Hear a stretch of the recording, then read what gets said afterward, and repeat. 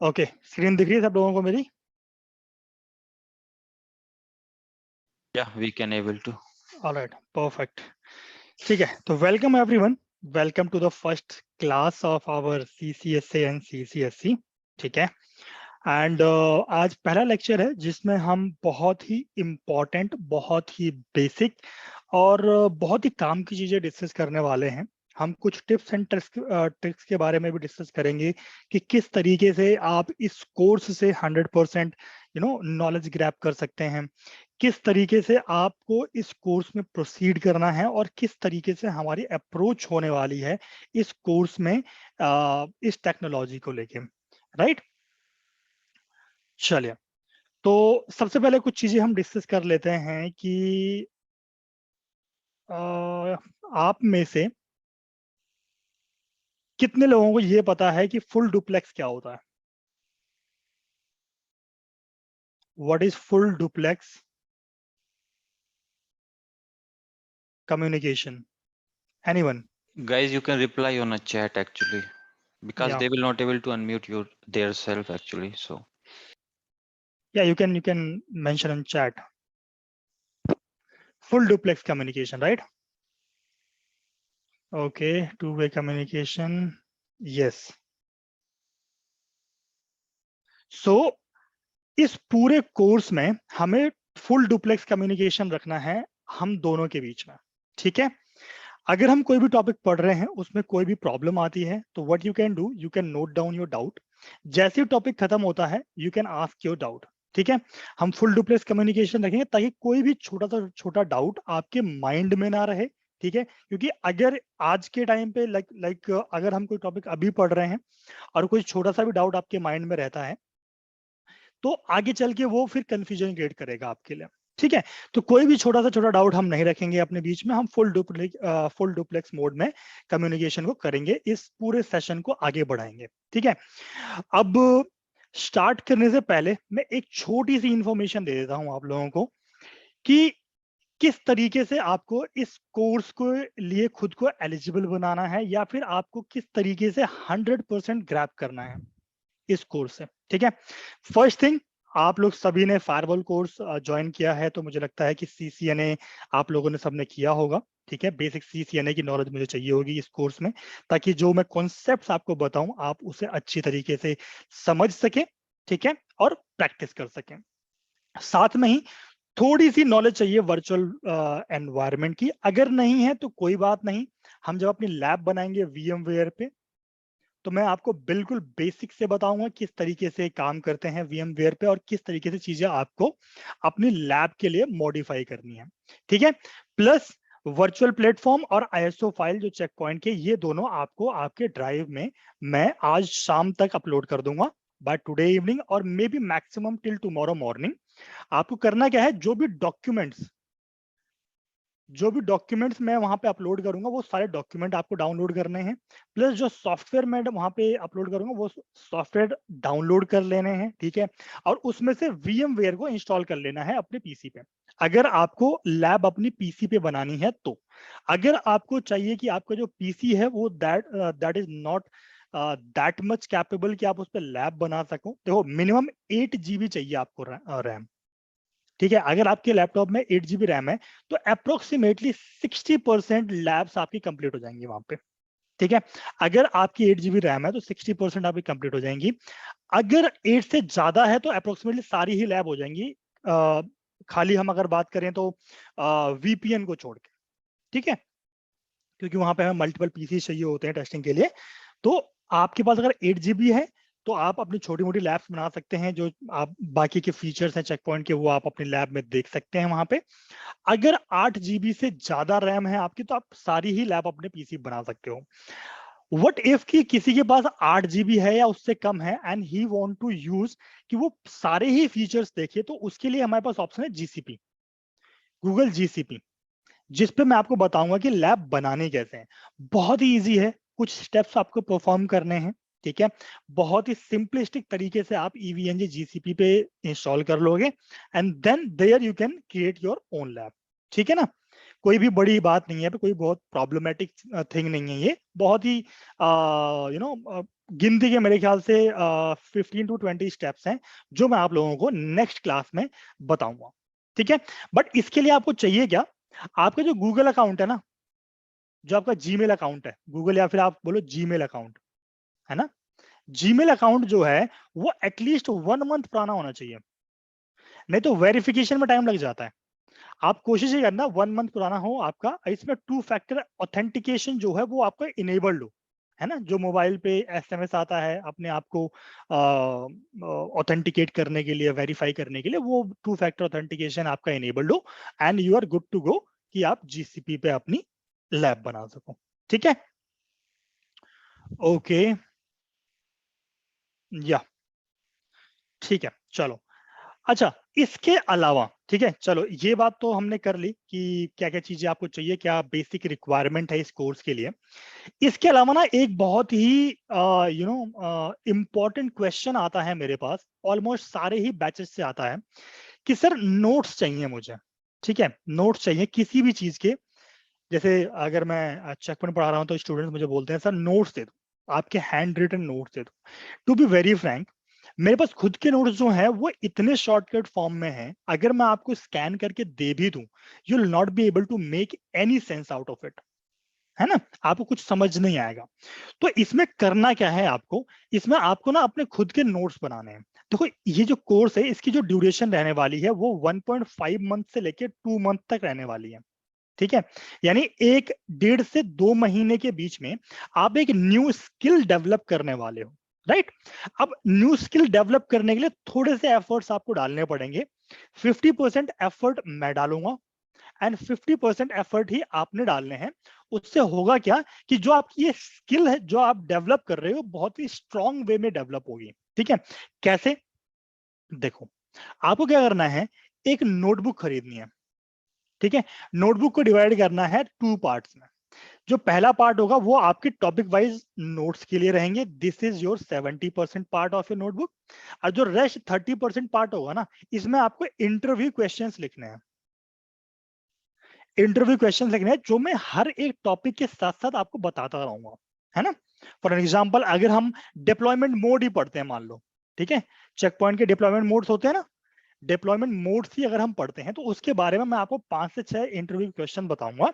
तो जब आप नोट्स बनाओगे ना अपने डिप्लॉयमेंट मोड्स के, उसी के साथ साथ इस वाले सेक्शन में भी आपने क्या करना है, आपने यहाँ पे भी हेडिंग डालनी है और उसके इंटरव्यू क्वेश्चंस वहां पे लिखने हैं।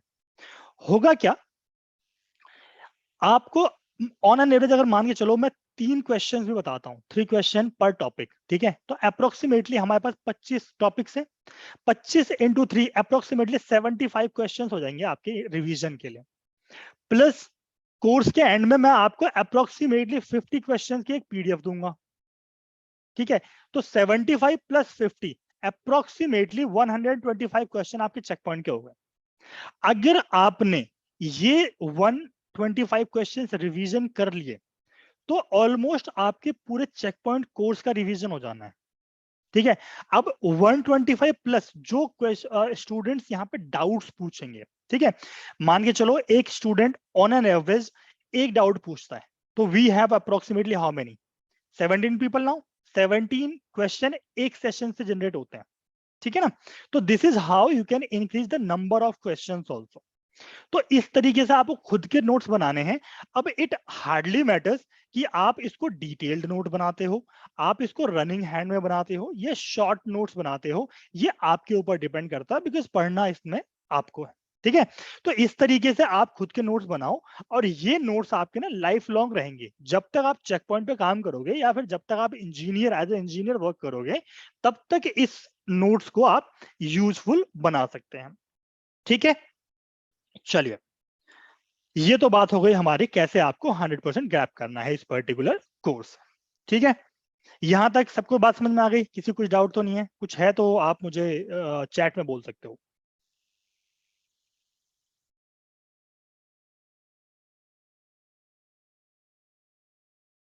ठीक है, चलिए, नो सर, ठीक है, चलिए आगे बढ़ते हैं।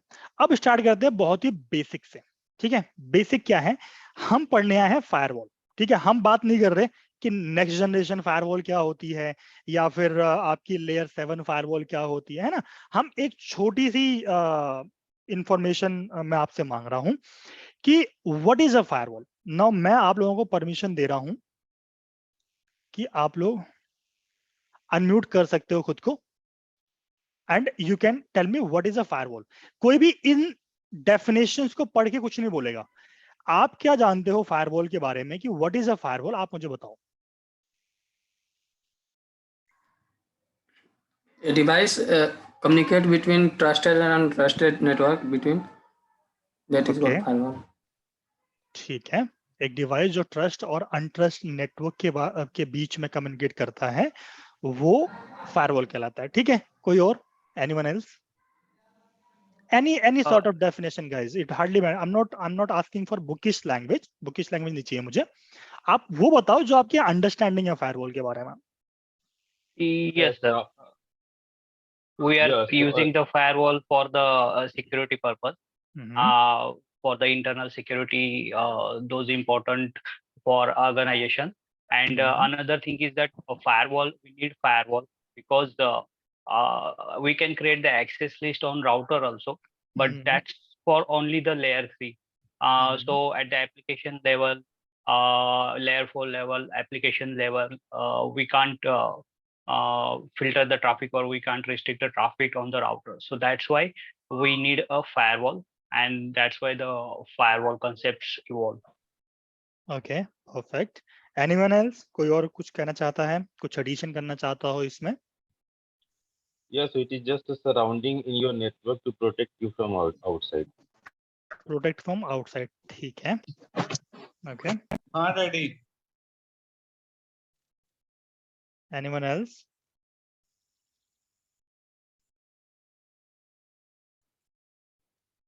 ठीक है, अब now I am muting everyone. ठीक है, देखो अभी किसी ने बहुत अच्छी डेफिनेशन दी एक कि ACL जो है, ACL हम बना सकते हैं राउटर पे भी, ठीक है, बट वो लेयर 3 होता है सिर्फ। अच्छा मुझे एक चीज बताओ, क्या हम ACL में HTTPS एंड HTTP मेंशन नहीं कर सकते क्या? जब हम राउटर पे बनाते हैं, या फिर ये छोड़ो, हम क्या पोर्ट 80 और 443 मेंशन नहीं कर सकते क्या वहां पे?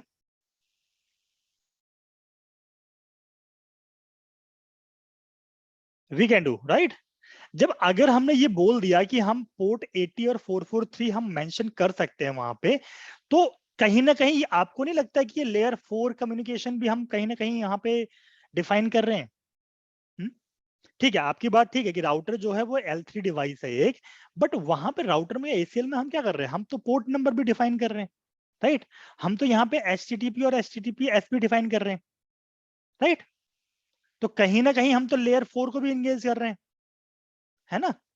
तो होता क्या है एक्चुअली, इसकी जो एग्जैक्ट डेफिनेशन है वो ये है कि आप जो फायरवॉल की बेसिक फंक्शनैलिटी है ना, फायरवॉल क्या है? फायरवॉल बेसिकली एक इनहैंस्ड टेक्नोलॉजी है। करता क्या है? To protect our network from unwanted viruses and malware. ये जो ऑपरेशन परफॉर्म करता है वो किस तरीके से करता है? बेसिकली आपके फायरवॉल की दो साइड्स होती हैं, राइट। एक होती है इनसाइड, एक होती है आउटसाइड, राइट। अब इनसाइड से जो आउटसाइड कम्युनिकेशन हो रही है या फिर आउटसाइड से जो इनसाइड कम्युनिकेशन हो रही है, सबसे पहली बात तो वो लेजिटिमेट होनी चाहिए, है ना। क्या होनी चाहिए? लेजिटिमेट होनी चाहिए। सेकेंड थिंग, वो प्रॉपर उन्हीं पोर्ट्स पे, उन्हीं सर्विस पे होनी चाहिए जिसपे वो अलाउड है। ऐसा नहीं होना चाहिए किसी और ही सर्विस पे वो हो रही है। तो सबसे पहले तो क्या करती है, ये प्रोटेक्ट करती है अनवांटेड एक्सेसेस। आप यहाँ वायरस और मालवेयर भी हटा दो यहां से, तो आप यहां लिख सकते हो एक्सेसेस, है ना। अनवांटेड जो एक्सेस होते हैं उनसे हमें प्रोटेक्ट करता है, पहली चीज। अब जो ये सेम फंक्शन है ये हम किससे कर सकते हैं? राउटर से भी करवा सकते हैं। बट देखो प्रॉब्लम कहां आती है कि जो राउटर है, राउटर एक L3 डिवाइस है एंड राउटर की जो बेसिक फंक्शनैलिटी है दैट इज फॉर राउटिंग। ठीक है, राउटर डिजाइन ही हुआ है किस चीज के लिए, राउटिंग करने के लिए। वो ACL से सर्विसेज को ब्लॉक या अनब्लॉक करने के लिए नहीं डिजाइन किया गया राउटर को। हाँ, एडिशनल फीचर है एक कि राउटर में आप ACL भी कॉन्फ़िगर कर सकते हैं, that is a additional feature, ठीक है, जो आप राउटर से ले सकते हो। बट कहीं ना कहीं अगर आप नंबर ऑफ पॉलिसीज बढ़ाओगे, यानी नंबर ऑफ ACL बढ़ाओगे, फायरवॉल में on an average 500 to 1500 policies होती है एक ब्रांच फायरवॉल में। और अगर मैं बात करूं DC फायरवॉल में तो अप्रोक्सीमेटली 2000 टू 3000 फायरवॉल 3000 रूल्स होते हैं, ठीक है। अगर इस तरीके के रूल, इतनी पॉलिसीज आप राउटर पे बनाओगे ना, तो इसकी जो बेसिक फंक्शनैलिटी है वो है राउटिंग, वो कहीं ना कहीं हिल जाएगी इसकी। वो राउटिंग को इतनी इफेक्टिवली परफॉर्म नहीं कर पाएगा, ठीक है। तो अगर आपको खेलना है 10 ACL, 15 ACL या 20 ACL के बीच में, अप टू 50 ACL मान लो, तो आप राउटर से खेल सकते हो। अगर आप बहुत ही हाई एंड कॉन्फ़िगरेशन का राउटर है, may be nexus series use कर रहे हो आप लोग, है ना, जो भी हाई एंड के कॉन्फ़िगरेशन के राउटर्स होते हैं, अगर आप उनको यूज कर रहे हो तो हो सकता है आप अप टू 100 ACL जा सकते हो। लेकिन अगर मैं बात करूं 500, 1000, 2000 ACL की, तो वहां पे कहीं ना कहीं राउटर की जो फंक्शनैलिटी होगी वो हैम्पर हो जाएगी। और जैसी वो हैम्पर होगी, आपका जो राउटिंग है वो प्रॉब्लमेटिक हो जाएगा। तो राउटर डिजाइन नहीं है इस तरीके से कि वो ACL पे काम करे, राउटर डिजाइन हुआ है कि वो राउटिंग को परफॉर्म करे, ठीक है। ये एडिशनल फीचर है जो आप उससे ले सकते हो। सबसे पहली चीज तो ये हो, ठीक है। ये आपने जो मुझे बात बोली थी कि भाई हम राउटर से भी ले सकते हैं ये सेम ऐप फंक्शन, बट हम फायरवॉल से लेते हैं बिकॉज राउटर L3 पे, ऐसा नहीं है कि राउटर L3 पे काम करता है, हम L4 की फंक्शनैलिटी भी ले सकते हैं उससे, बट राउटर डिजाइन नहीं हुआ है, ठीक है। अनदर डेफिनेशन कहती है कि एक technology through which we can provide advance security in our organisation. अब देखो, ऑर्गेनाइजेशन में एडवांस सिक्योरिटी प्रोवाइड कर देते हैं हम कैसे। सबसे पहली बात तो हम अलाउ एंड डिनाई के रूल तो बनाते ही हैं, ठीक है। अलाउ एंड डिनाई के रूल तो बनाते ही हैं, साथ में हम क्या कर सकते हैं, हम इनकी जो लॉग्स जनरेट होते हैं, ठीक है, हर फायरवॉल में लॉग्स जनरेट होंगे। अगर मान के चलो कोई ट्रैफिक आपके फायरवॉल पे आता है, वो अलाउ नहीं है, तो वो क्या होगा, डिनाई होगा। क्यों? क्योंकि बाय डिफॉल्ट जो फायरवॉल का बिहेवियर होता है वो क्या होता है, बाय डिफॉल्ट फायरवॉल का बिहेवियर होता है कि डिनाई करना। कई बार इंटरव्यू में जब आप L1 लेवल के इंटरव्यू में जाते हो, जहां पे L1 सिक्योरिटी का इंटरव्यू हो रहा होता है, वहां पे ये बेसिक क्वेश्चन पूछ लेते हैं कि what is the by default behaviour of a firewall, कि जो फायरवॉल है उसका बाय डिफॉल्ट बिहेवियर क्या होता है। अब वहां पे लोग ना, क्या होता है कि बेसिक्स में उन्हें पता होता है कि लेयर 7 फंक्शनैलिटी क्या होती है, HTTPS इंस्पेक्शन कैसे काम करता है, कंटेंट अवेयरनेस कैसे काम करता है, उन्हें सारी चीजें पता होती हैं, बट बेसिक्स में कहीं ना कहीं वो मार खा जाता है। तो बेसिक क्लियर करना बहुत इंपॉर्टेंट होता है, जैसे कि ये कि बाय डिफॉल्ट बिहेवियर क्या होता है firewall. By default firewall deny करती है हमेशा। लॉगिंग, कई फायरवॉल लॉग्स देती हैं, कई नहीं देती हैं। चेक पॉइंट की बात करो, बाय डिफॉल्ट डिनाई करती है और लॉग्स भी नहीं देती, ठीक है। अगर आपके पास एक फायरवॉल आई, आपने जाके उसको नेटवर्क में लगा दिया, नेटवर्क में लगाने के बाद बाय डिफॉल्ट उसमें जितना ट्रैफिक आएगा ना, वो किसी को भी अलाउ नहीं करेगी, और अलाउ ना करने के साथ साथ वो कोई भी लॉग भी जनरेट नहीं करेगी, ठीक है। This is the by default behaviour of check point, और ऑलमोस्ट सारी फायरवॉल का यही बिहेवियर होता है कि वो बाय डिफॉल्ट डिनाई करती है, ठीक है। अब जब डिनाई होता है तो क्या करते हैं हम, जो रूल होता है बाय डिफॉल्ट, जो रूल होता है बाय डिफॉल्ट फायरवॉल के अंदर, उस रूल में हम क्या करते हैं, लॉगिंग इनेबल करते हैं, ठीक है। लॉगिंग इनेबल करने के बाद हम क्या करते हैं कि जब भी हमें कोई एनालिसिस करना होता है कि भाई कौन सी सर्विस पे हमारा ट्रैफिक अलाउ है, कौन सी सर्विस पे हमारा ट्रैफिक डिनाई है, इन सब की जब एनालिसिस करनी होती है, तब हम क्या करते हैं, लॉगिंग पे रिलाई करते हैं, ठीक है। और इन सब एनालिसिस से हम क्या प्रोवाइड करते हैं, हम प्रोवाइड करते हैं एडवांस सिक्योरिटी, ठीक है। एक आई एम नॉट श्योर कि आप लोगों को पता है या नहीं पता है, 2021 नवंबर 20th या 18th को एक वनरेबिलिटी आई थी, ठीक है, फायरवॉल्स की। I believe next generation firewall impacted हुए थे उससे। वो वनरेबिलिटी थी पोर्ट नंबर 445 की। आई एम नॉट श्योर आप लोगों को पता है या नहीं पता, बट पोर्ट नंबर 445 की वनरेबिलिटी आई थी और बहुत सारे ऑर्गेनाइजेशंस में बहुत सारे ऑर्गेनाइजेशन की जो सिक्योरिटी है वो ब्रीच हो गई थी, बिकॉज उनकी जो कम्युनिकेशन थी इनसाइड से आउट और आउट से इनसाइड पोर्ट नंबर 445 पे अलाउ थी। तो बहुत सारे ऑर्गेनाइजेशंस ने क्या किया, उन्होंने इमीडिएटली अपने लॉग्स को एनालिसिस किया और उन्होंने चेक किया कौन कौन से रूल से उनकी 445 की कम्युनिकेशन एस्टैब्लिश हो रही है। इमीडिएटली उन्होंने इस चीज पे एक्शन लिया और दिस इज द मेथड जिसके थ्रू आप क्या कर सकते हो, एडवांस सिक्योरिटी प्रोवाइड कर सकते हो। This is one of the method, actually not this is the only method, this is one of the method. ठीक है, इसमें किसी को कोई डाउट अगर है तो बताओ। Anyone you can mention in the chat if किसी को भी कोई डाउट है तो।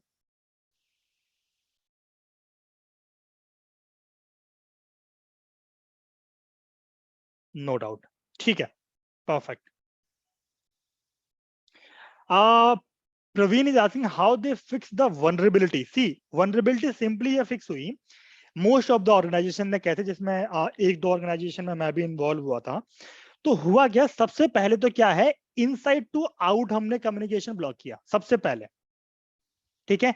सेकेंड, हमने 445 की कम्युनिकेशन ब्लॉक करी, चाहे वो इनसाइड टू इनसाइड हो रही है या इनसाइड टू आउट हो रही है। सबसे पहले out inside to out block हुई, देन पोर्ट नंबर 445 पे ब्लॉक हुई, देन जो एंटीवायरस है उसको मैनुअल कॉल किया गया, स्कैनिंग हुई पूरे पूरे नेटवर्क की एंड पैचिंग हुई पूरे पूरे नेटवर्क की 445 के लिए जो भी पैचेस अवेलेबल थे on with respect to vendors, ठीक है। एंड पैचिंग होने के बाद धीरे धीरे स्लोली एंड ग्रेजुअली नेटवर्क को खोला गया एंड कोशिश की गई कि कोई भी सर्विस इनसाइड टू आउट 445 पे काम ना करे। कोशिश तो ये की गई कि भाई इनसाइड टू इनसाइड भी 445 पे काम ना की जाए, बट चलो ठीक है, इनसाइड तो एक बार फिर भी इनसाइड टू इनसाइड ये सर्विस चल जाती है, कोई बात नहीं है, बट मेनली जो एक्शन लिया गया वो इनसाइड टू आउटसाइड लिया गया, ठीक है।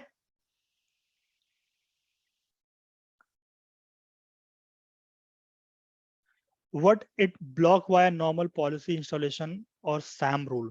See these things, SAM rule and everything we'll discuss in some time, okay? जब हम पैकेट फ्लो पढ़ेंगे तब हम इसको डिस्कस करेंगे, ठीक है। And what are the methods apart to protect the network apart from firewall? See, firewall is the basic, ठीक है। आप फायरवॉल जैसे कि मान के चलो आप नेटवर्क को प्रोटेक्ट करना चाहते हो, ठीक है, तो सबसे पहले तो जो सोल्यूशन आता है वो प्रॉक्सी और फायरवॉल ही आता है, प्रोटेक्शन की बात करें हम तो। उसके बाद आपका काम आता है कि आप अलग अलग प्रोटेक्शन लगा रहे हो, जैसे आईपीएस आईडीएस लगा रहे हो, है ना, आप सिम की इंटीग्रेशन कर रहे हो, ये सारी चीजें आपकी बाद में आती, ठीक है। सबसे बेसिक क्या होता है, प्रॉक्सी सोल्यूशन, और दूसरी बात आपकी फायरवॉल, ठीक है। हो सकता है कि कई ऑर्गेनाइजेशन बड़ी फायरवॉल अफोर्ड ना कर पाए तो क्या करते हैं, उनका बजट नहीं होता तो वो कोई छोटी फायरवॉल ले लेते हैं, ठीक है, सोनिक वॉल वगैरह हुई, तो ऐसे फायरवॉल्स वो लोग लेके अपना नेटवर्क को प्रोटेक्ट कर लेते हैं, तो वो फायरवॉल भी अच्छे तरीके से काम करते हैं, नॉट अ बिग प्रॉब्लम, ठीक है ना। तो ये तो बात थी आपकी ट्रेडिशनल फायरवॉल की बात थी, ठीक है। अब चलते हैं अपने नोटपैड पे और यहाँ पे हम डिस्कस करेंगे नेक्स्ट जनरेशन फायरवॉल के बारे में, ठीक है। अभी तक जो आपने चीजें पढ़ी वो थी आपकी कितनी ट्रेडिशनल फायरवॉल के बारे में। अब देखो नेक्स्ट जनरेशन फायरवॉल क्या करती है। नेक्स्ट जनरेशन फायरवॉल हम क्या कह रहे थे कि हम कह रहे हैं कि भैया लेयर 3 और लेयर 4 की इंस्पेक्शन हम करवा रहे थे, ठीक है। कैसे, लेयर 3 पे हमने आईपीज ले लिए, लेयर 4 पे हमने पोर्ट्स ले लिए, राइट। अब हमारी जो नेक्स्ट जनरेशन फायरवॉल आई, इन्होंने क्या किया, इन्होंने लेयर 7 फीचर्स भी इंक्लूड कर दिए इंस्पेक्शन के अंदर ही। कैसे, एप्लीकेशन, है ना, एप्लीकेशन को इंक्लूड करना स्टार्ट कर दिया, ठीक है। एप्लीकेशन कैसे, ये डिटेक्ट करने लग गई कि जो ट्रैफिक जा रहा है वो फेसबुक का है, वो ट्विटर का है, वो आपका शॉपिंग का है ना। कैटेगरीज देखने लगी बेसिकली, राइट। शॉपिंग तो चलो ठीक कैटेगरी हो गई आपकी। मे बी गेम्स का है, अडल्ट्री है ना। इन सारी चीजों को ये देखने लगी, साथ में कैटेगरी भी देखने लगे। दीज आर अडल्ट्रीज कैटेगरी है ना। ऐसी कैटेगरी की बात करूं मैं अगर, तो आपकी डेटिंग है ना, आपकी शॉपिंग,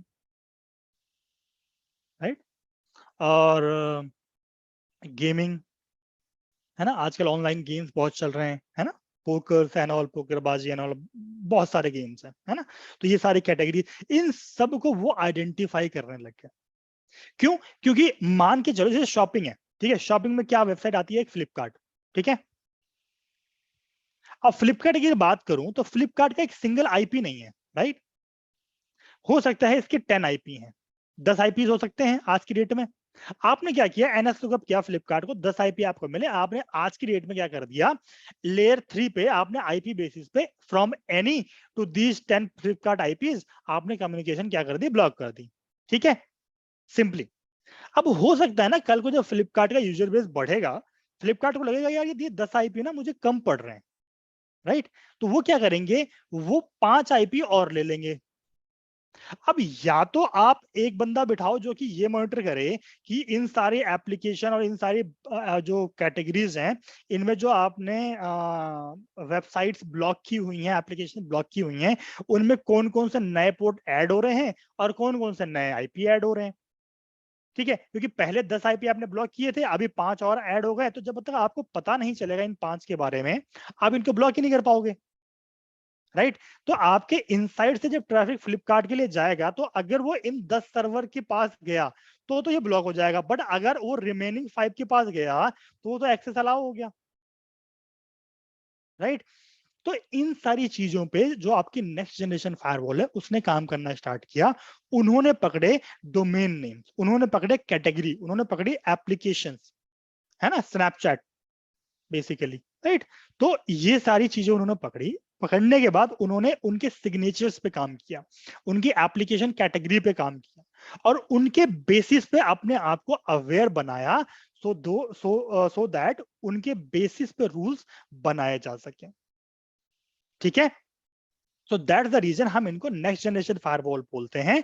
नेक्स्ट जनरेशन फायरवॉल में हमें ये सारी एप्लीकेशन अवेयर फायरवॉल्स मिल जाती हैं, ठीक है, जो कि हमारी एप्लीकेशन अवेयर होती है, सिग्नेचर अवेयर होती हैं, आईपीएस आईडीएस जो फंक्शंस होते हैं वो एडेड होते हैं इन फायरवॉल्स के अंदर, ठीक है। एक मैं आपकी चीज और बताता हूं, देखो, एक ट्रेडिशनल नेटवर्क की बात करते हैं। मान के चलो ये एक बिल्डिंग है, ठीक है, ये मान लो एक बिल्डिंग है, ये आपके ऑफिस नेटवर्क है मान लो, ठीक है। इसमें छोटे छोटे पीसीज रखे हुए हैं, ये आपके छोटे छोटे पीसीज हैं, राइट। अब देखो, यहां से आपका मान के चलो यहां पे एक राउटर रखा हुआ है, ये आपका इंटरनेट लिंक है। अब यहां पे है इंटरनेट, ये पूरा आपका इंटरनेट है, ठीक है। अब इंटरनेट को, अब देखो जितने भी आपके यूजर्स हैं इन साइड में, सबको इंटरनेट चाहिए, आपकी एप्लीकेशन भी इंटरनेट पे काम कर रही है, राइट। अगर मैं बात करूं आजकल तो डेटा सेंटर ही पूरे के पूरे AWS से बन रहे हैं, राइट। तो अगर मैं बात करूं इंटरनेट की, तो हमें चाहिए सेफ इंटरनेट, जो कि ये जो यूजर्स हैं इनमें कोई अनवांटेड अटैक ना हो, अनवांटेड मालवेयर्स ना हो, ये सारी चीजें हमें चाहिए होती है एक ऑर्गेनाइजेशन के अंदर, ठीक है। तो हमें ये सारी चीजें अचीव करने के लिए, अगर मैं नेक्स्ट जनरेशन फायरवॉल की बात ना करूं, तो पहले मल्टीपल सॉल्यूशंस होते थे। सबसे पहला सॉल्यूशन आपने लगा दिया मान लो फायरवॉल, ठीक है। उसके बाद आपने लगा दिया क्या, एक ला दिया आपने आईडीएस। अब आईडीएस क्या होता है, इंट्रूजन डिटेक्शन सिस्टम, जो सिर्फ डिटेक्ट करता है आपके पास कोई वनरेबिलिटी आया, कोई सिग्नेचर बेस्ड मैकेनिज्म होता है आईडीएस का। आपके पास कोई ऐसा ट्रैफिक आया जिसका जो सिग्नेचर है वो मालवेयर कैटेगरी में है, तो वो डिटेक्ट कर लेगा। बट डिटेक्शन के बाद प्रिवेंशन भी चाहिए, तो आपने एक और डिवाइस लगा दिया यहाँ पे, ये लगा दिया आपने आईपीएस, इंट्रूजन प्रिवेंशन सिस्टम, ठीक है, आईपीएस लगा दिया। देन आपने एक डीएलपी लगा दिया, डेटा लीक प्रिवेंशन, है ना। देन आपने एक HTTPS इंस्पेक्शन के लिए एक बॉक्स लगा दिया। तो इस तरीके से देखो आपने कितनी बॉक्सेस लगा दिए, यहाँ पे मल्टीपल बॉक्सेस लगा रहे हो आप। अब ये जो ट्रैफिक है ना, जो आपके यूजर से ट्रैफिक निकल रहा है, वो 1 बाय 1 करके सारे के सारे ही बॉक्सेस से होके निकलेगा। क्या होगा, ये सारे ही सारे बॉक्सेस से होके निकलेगा। पहले यहाँ जाएगा, देन यहाँ जाएगा, देन यहाँ होते 1 बाय 1 करके सारे ही बॉक्सेस से निकलेगा। देन आपका यहां से निकलने के बाद ये इंटरनेट की तरफ जाएगा।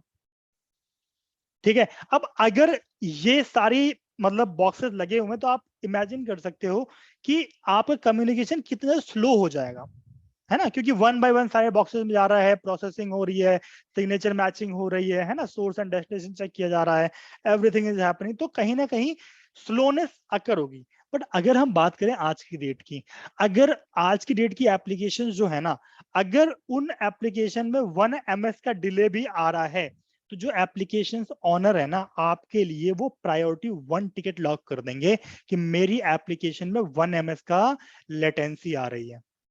They want the latency below to 0.5 ms. उनको ये चाहिए। मगर अगर आप बात करो फ्लिपकार्ट की, तो फ्लिपकार्ट में आपको 1 ms की लेटेंसी भी नहीं मिलेगी। ठीक है, तो अब इतने सारे बॉक्सेस आप लगा रहे हो और आपको लेटेंसी भी कम चाहिए, तो कहीं ना कहीं इन सारे बॉक्सेस को हटाकर एक one and only solution market में लाया गया, that was next generation firewall. अब नेक्स्ट जनरेशन फायरवॉल में हुआ क्या कि इन सारे ही बॉक्सेस के फीचर्स जो हैं वो नेक्स्ट जनरेशन फायरवॉल में ऐड कर दिए गए। एक ही बॉक्स होगा, पैकेट एक बार ही जाएगा इसके बॉक्स के अंदर, और एक बार में सारे ही फीचर से होते हुए ये बाहर निकलेगा।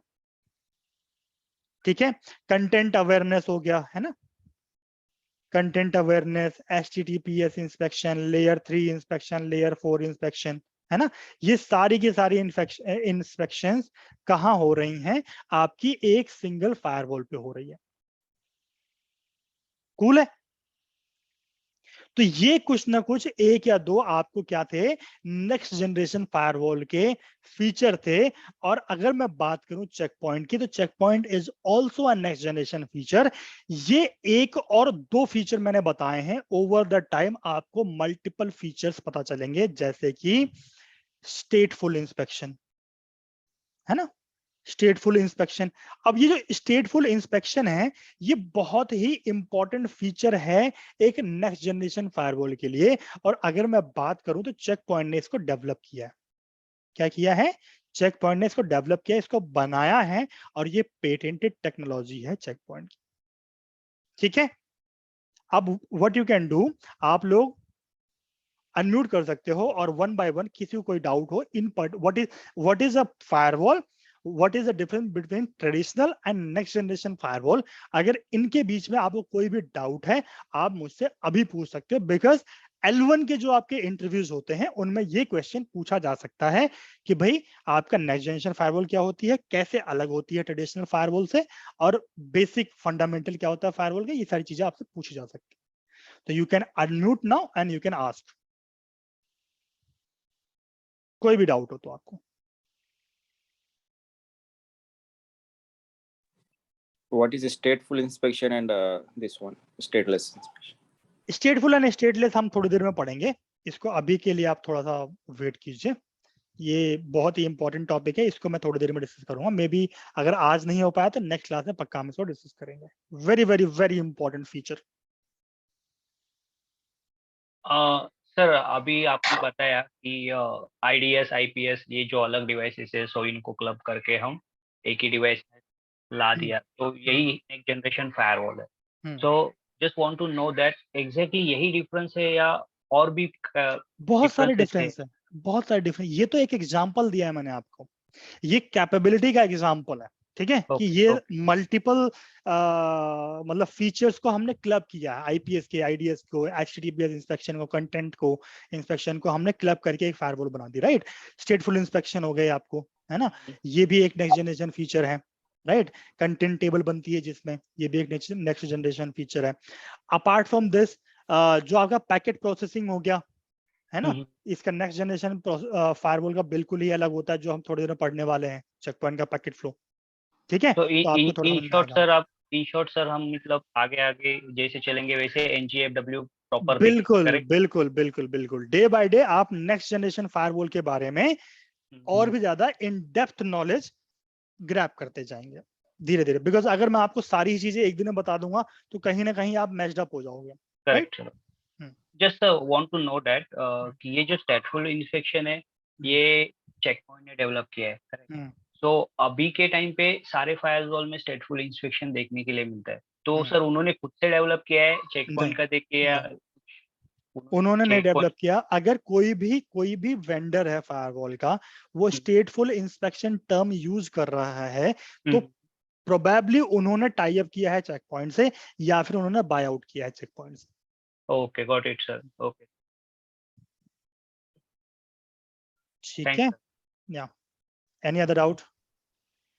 व्हाट इज सिग्नेचर एंडी and go on sir.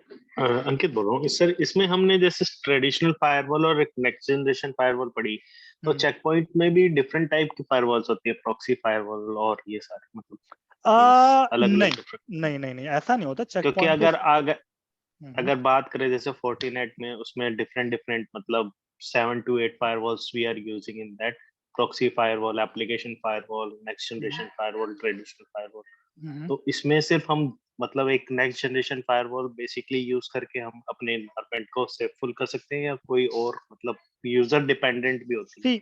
User को एक चेक पॉइंट में क्या है, चेक पॉइंट में ना एक कंबाइंड हार्डवेयर मिलेगा आपको या कंबाइंड एक ऑपरेटिंग सिस्टम मिल जाएगा। चेक पॉइंट का जो ऑपरेटिंग सिस्टम है उसको बोलते हैं गाया। क्या बोलते हैं उसको?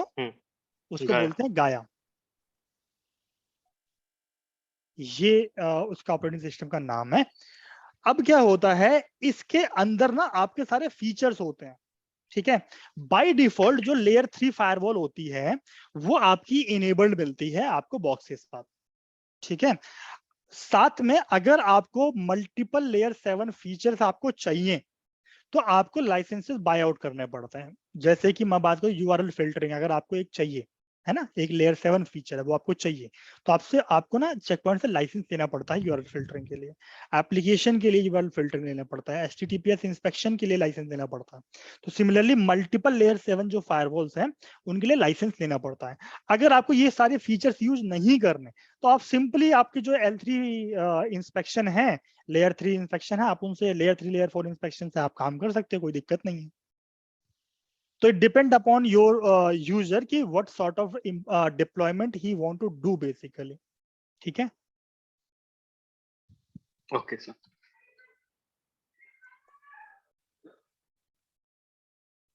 Any other doubt? Sir last one doubt sir. अभी आपने सर बोला कि कहा कि लेटेंसी मतलब ये कम करते हैं, मतलब 1 ms भी लेटेंसी अभी ज्यादा है, तो वही हमारे ऑर्गेनाइजेशन में ही चेक पॉइंट में ही कमिट किया है कि जो लेटेंसी है वो कम करके देगा वो, बट जो अदर वेंडर्स फायरवॉल है, पालो अल्टो, ये सब वो लोग कमिट नहीं कर पा रहे। तो ये लेटेंसी और अभी जो चेक पॉइंट का जो नेक्स्ट वर्जन है माइस्ट्रो करके, तो वो भी मतलब इंस्टॉल कर रहा है लाइक दैट। तो सर ये लेटेंसी मतलब जो प्रोड्यूस करके देते हैं ये बेस्ड ऑन क्या हार्डवेयर ही रहता है, या मतलब कैसे? चेक पॉइंट की अगर बात करूं, चेक पॉइंट के अंदर तो क्या होता है कि बहुत सारे ना फीचर हैं इस लेटेंसी को टैकल करने के लिए। जैसे मैं बात करूं सिक्योर एक्सेल, सिक्योरिटी एक्सेलरेशन, है ना, उसमें क्या किया कि एक पूरा अलग पाथ डिफाइन कर दिया चेक पॉइंट के अंदर। जो ट्रेडिशनल पैकेट फ्लो है चेक पॉइंट का, उसके ऊपर एक अलग से ही पैकेट फ्लो उन्होंने एम्बेड कर देते हैं, जिसके थ्रू आपका जो पैकेट है और भी तेजी से पास होता है फायरवॉल के अंदर, ठीक है। तो चेक पॉइंट के अंदर तो मल्टीपल फीचर्स है, कोर एक्सेल है ना, कोर एक्सीलरेशन, मल्टीपल कोर्स जो होते हैं सीपीयू के वो एकदम से शूट अप होते हैं और वो एक साथ लोड बैलेंसिंग करते हैं सारे पैकेट्स की, ठीक है। सिक्योर एक्सीलरेशन, सिक्योर एक्सेल जो फीचर है उसमें क्या होता है कि एक अलग से पैकेट फ्लो डिफाइन हो जाता है चेक पॉइंट के अंदर। तो चेक पॉइंट के अंदर तो मल्टीपल चीजें हैं जिसके थ्रू आप लेटेंसी को कम कर सकते हो, आपके पैकेट फ्लो को और भी इनहेंस कर सकते हो, पैकेट प्रोसेसिंग को और भी इनहेंस कर सकते हो। सिमिलरली अलग अलग वेंडर में अलग अलग टेक्नोलॉजीज हैं, जैसे पालो अल्टो की बात करें तो सिंगल पास है ना, करेक्ट सर। Correct. तो इस तरीके से अलग अलग वेंडर की अलग अलग टेक्नोलॉजीज हैं। अब चेकपॉइंट में हमारे पास सिक्योर एक्सेल है, कोर एक्सेल है और क्लस्टर एक्सेल है। तीनों ही एक्सेलरेशन टेक्निक्स है जो डेवलप बाय चेकपॉइंट है और पेटेंटेड बाय चेकपॉइंट है। ओके, सो सर हम मतलब नेक्स्ट क्लास में ये भी पढ़ेंगे ना धीरे धीरे? हाँ, ये आपका कोर्स का पार्ट है, ये हम पढ़ेंगे, पूरा प्रॉपरली पढ़ेंगे हम। Okay sir, thank you. तीनों का ही तीनों ही एक्सेलरेशन जो टेक्निक्स हैं, इनकी इम्प्लीमेंटेशन, इनकी ट्रबल शूटिंग सारी पढ़ेंगे। Don't worry about it. आपके पास सिलेबस होगा, सिलेबस देखना, उसमें सारी मेंशन चीजें। नहीं सर, एक्चुअली ये जो लेटेंसी का जो पार्ट है ना, आपने इतना बताया, so I wasn't know about that, तो अभी आपने बताया तो मुझे पता चला। और हम नो इश्यूज अबाउट इट। हम जब सिक्योर एक्सेल पढ़ेंगे ना, इनफैक्ट अभी जब हम पैकेट फ्लो पढ़ेंगे उसमें आपको हाँ। दिखेगा कि जब हम सिक्योर एक्सेल को इनेबल करते हैं तो किस तरीके से पैकेट प्रॉपर ही पूरा बाईपास हो जाता है, पूरा पैकेट फ्लो ही बाईपास कर देता है। अच्छा, हाँ ठीक है। इसमें इस इन सारी चीजों को छोड़िए आप लोग, वो मेरा काम है, मैं आप लोगों को properly, don't worry about it. सारे के सारे टॉपिक्स हम बहुत ही डिटेल में डिस्कस करेंगे, ठीक है। आपको कहीं से भी कोई प्रॉब्लम नहीं आएगी। हम theory, lab and trouble shooting तीनों ही प्रोस्पेक्ट को कवर करेंगे हम, ठीक है। किसी भी टॉपिक को उठा के देख लेना हम सिलेबस में।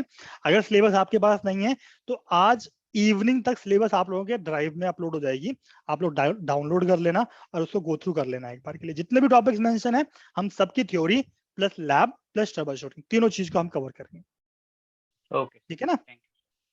Okay perfect. तो इसमें इस पर्टिकुलर थिंग में कोई डाउट हो तो किसी को पूछ लो, अदरवाइज मैं फिर आगे बढ़ू। No more. Okay thank you. Andy was asking कि सिग्नेचर्स क्या होते हैं। देखिए सिग्नेचर क्या होते हैं, ऑन द बेसिस ऑफ, मान के चलो कोई एप्लीकेशन है, ठीक है। तो किसी भी एप्लीकेशन का एक बिहेवियर होता है, ठीक है। जैसे बात करूं मैं, टोरेंट है ना, टोरेंट्स है ना, जिससे आप लोग बहुत सारी चीजें डाउनलोड करते थे। उसका बिहेवियर होता था कि वो रजिस्ट्री में जाता था विंडोज की, उसका बाय डिफॉल्ट बिहेवियर था रजिस्ट्री में जाके वो एक पर्टिकुलर वैल्यू जो विंडोज के अकॉर्डिंग 1 होती थी उसको वो चेंज कर 0 करता था। This was the by default behaviour of Torrent. तो बेसिस ऑफ दिस वर्किंग, ये जो वर्किंग है कि भाई जैसे ही एप्लीकेशन इंस्टॉल हुई, इंस्टॉल होने के बाद वो रजिस्ट्री में गई, रजिस्ट्री में होने के बाद वो किसी पर्टिकुलर वैल्यू को उसने क्या किया, मॉडिफाई कर दिया। ये कहीं ना कहीं राइट अप्रोच नहीं है किसी भी एप्लीकेशन की। तो on the basis of this behaviour हम क्या करते हैं, वेंडर्स क्या करते हैं या फिर फायरवॉल वेंडर्स क्या करते हैं, इस एप्लीकेशन को कैटेगराइज करते हैं। कैटेगराइज कैसे करते हैं, ग्रेवेयर, मालवेयर या स्पाईवेयर, है ना। ये सारी कैटेगरीज में डिफाइन कर देते हैं उसको, एंड एक सिग्नेचर अलॉट हो जाता है उस पर्टिकुलर एप्लीकेशन को। On the basis of that signature ये कैटेगरीज डिफाइन होती हैं कि वो किस कैटेगरी में डिफाइंड है। तो इस पर्टिकुलर सिग्नेचर को वो मैच करता है कौन, आईपीएस और आईडीएस, ठीक है। इस सिग्नेचर कोई भी एप्लीकेशन आएगी उसका एक सिग्नेचर होगा। जैसे मान लो टोरेंट है, टोरेंट का सिग्नेचर ऑलरेडी आईपीएस या आईडीएस दोनों को पता है।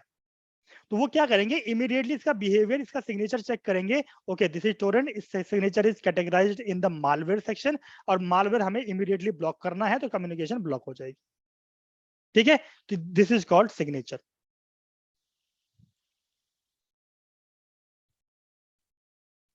अब प्रदीप, ये जो सिग्नेचर है ये तो अब एम्बेड हो गया ना आपके नेक्स्ट जनरेशन फायरवॉल में, तो आपके नेक्स्ट जनरेशन फायरवॉल भी ये काम करे, ये सिग्नेचर पे काम करती है, ठीक है। तो मीन्स ये सारे आईपीएस के लिए एप्लीकेबल है सिग्नेचर ओनली, हाँ जो सारे मेरे सारे अदर प्रोफाइल्स है, मेरे एप्लीकेशन कंट्रोल है, वेब वेब फिल्टरिंग, नहीं, अदर। वेब फिल्टरिंग वगैरह में सिग्नेचर्स काम नहीं करते। ये बेसिकली ओके एप्लीकेशन वगैरह में आईपीएस आईडीएस की फंक्शनैलिटी है बेसिकली, ओके ओके। ठीक है ना।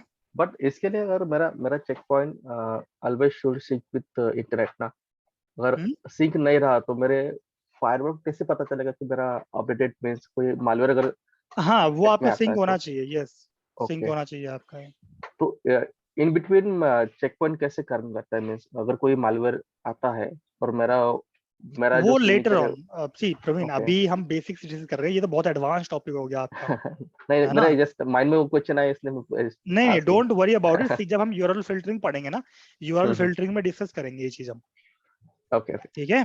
किस तरीके से ट्रैफिक आता है, किस तरीके से सिग्नेचर मैच होता है, देन किस तरीके से वो ब्लॉक होता है। ठीक है, ये बहुत हाई लेवल टॉपिक हो गया। अभी तो आप ठीक है, आप समझ पा रहे हैं आईपीएस आईडीएस, बस कई लोग ऐसे हो सकते हैं जो थोड़ा कंफर्टेबल ना हो, उनके लिए प्रॉब्लम हो जाएगी। ठीक है गाइज, आप अनम्यूट कर सकते हो, आप इंस्टेड ऑफ टाइपिंग आप पूछ सकते हो what version we are going to learn, will be targeting R81, ठीक है, विच इज लेटेस्ट। R81 हम टारगेट करने वाले हैं अपने इस पूरे चेक पॉइंट में। ठीक है सर एक क्वेश्चन था हम्म सर, जितने भी वेंडर है हर एक के पास सिग्नेचर का कोई ना कोई डेटाबेस रहता होगा जिसको टाइमली अपडेट करते होंगे, हम्म। तो उसको मतलब सिंक में लाने के लिए हमें अपने एंड से क्या करना पड़ता है, मतलब अगर हम चेक पॉइंट मैनेज कर रहे हैं तो? कुछ नहीं, हर एक का क्लाउड होता है, उससे सिंक करवाना पड़ता है आपके डिवाइस को, दैट्स इट। अच्छा, या तो वो आप भी सिर्फ मैनुअली कर लो। आईपीएस? हाँ, वो भी सिर्फ आईपीएस और आईडीएस पार्ट को या complete check point device? Check point device होगा ना पूरा का पूरा। अच्छा, पूरा का पूरा चेक पॉइंट डिवाइस।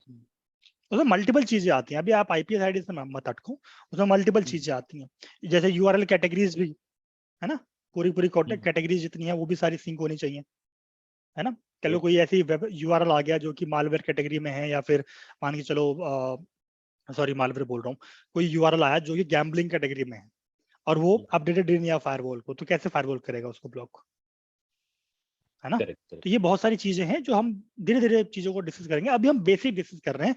बेसिक में प्रॉब्लम नहीं होनी चाहिए, देखो किसी को भी बेसिक में और प्रॉब्लम सर आई तो फिर कॉन्सेप्ट आपके हिलेंगे। हाँ जी, एक थोड़ा सा आइडिया, ये ग्रे वेयर क्या होता है? क्योंकि मालवेयर ग्रे, स्पाईवेयर का तो कहीं ना देखो कहीं पता है, बट ग्रेवेयर कुछ नहीं होता। ग्रेवेयर वो एप्लीकेशंस होती हैं जो कुछ के लिए तो लेजिटिमेट होती हैं, बट कुछ ऑर्गेनाइजेशंस के लिए वो मालवेयर कैटेगरी में आती है, दैट इज ग्रेवेयर। तो कुछ जैसे मान के चलो स्काइप है ना, स्काइप की जो रेटिंग है आईपी, स्काइप की जो रेटिंग है वो 3.0 है समथिंग, तो आप इसको ना कैटेगराइज कर सकते हो ग्रेवेयर में, ठीक है, जो ज्यादा हार्मफुल नहीं होती बेसिकली। ठीक है, चलिए अब हम आगे बढ़ते हैं अपनी पीपीटी में और डिस्कस करते हैं चीजों को आगे। अब देखो, बहुत सारे लोग कहते हैं कि सर चेक पॉइंट पढ़ रहे हैं हम लोग, check point next generation firewall है, क्या स्टैंड है। देखो ब्रीफ इंट्रोडक्शन देता हूं, मैंने अपने डेमो में भी दिया था। चेक पॉइंट ऑलरेडी लीडर्स में है, 3 ही फायरवॉल्स हैं लीडर्स में, Palo Alto, Fortinet and check point. And believe me, check point is the easiest to understand. आप इस जो बैचेज है ना, ये जो बैच चल रहा है ना अपना, इसके जब 5 लेक्चर कंप्लीट हो जाएंगे, 5 लेक्चर्स, तो आपको समझ में आएगा कितना ज्यादा आसान है चेक पॉइंट पे काम करना, कितना ज्यादा आसान है चेक पॉइंट में चीजों को समझना और उसको इंप्लीमेंट करना। It's very easy, it just आपको फॉलो करना है स्टेप्स जो चेक पॉइंट ने बताए हैं। पीपल क्या करते हैं, लोग क्या करते हैं कि स्टेप्स ही फॉलो नहीं करते, ठीक है, वो क्या करते हैं जैसे कंपेयर करते हैं, जैसे 40 की डिप्लॉयमेंट कर दी वैसे मैं चेक पॉइंट कर दूं, नहीं ऐसे नहीं करना, आपको इसका प्रोसेस फॉलो करना है। प्रोसेस फॉलो करते हो तो it is the easiest firewall available in the market, that's my guarantee. जब आप 5 या 6 लेक्चर पूरे कर लोगे ना, यू विल से कि sir yes you were right, आप सही बोल रहे थे, ये बहुत ही आसान है समझने में और कॉन्सेप्ट बहुत ही इजी है। And through out the course हम इसी तरीके से कॉन्सेप्ट को लेके चलेंगे कि आपको चीजें बहुत ही बेहतर तरीके से समझ में आए। तो give me just 1 minute, I need to plug my charger of the laptop, okay, just give me 1 moment.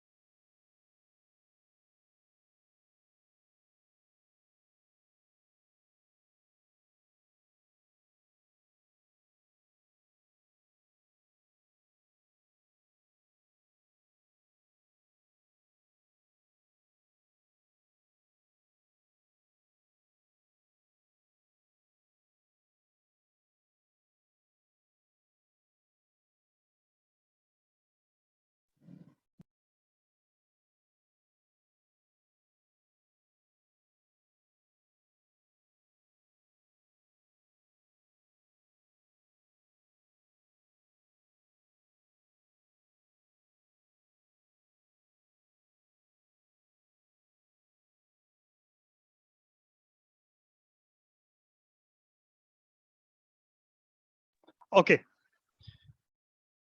चलिए तो आगे बढ़ते हैं। सर्टिफिकेशन के बारे में छोटी सी चीज देख लेते हैं। गाइस 1 मिनट देना मुझे।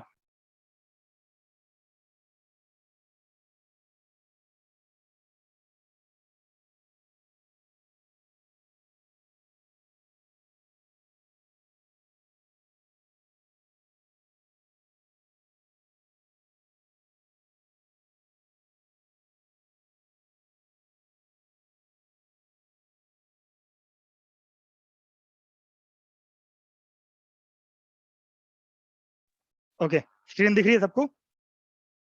फटाफट कंफर्म कर दो एक बार। Yes, sir. परफेक्ट, ठीक है।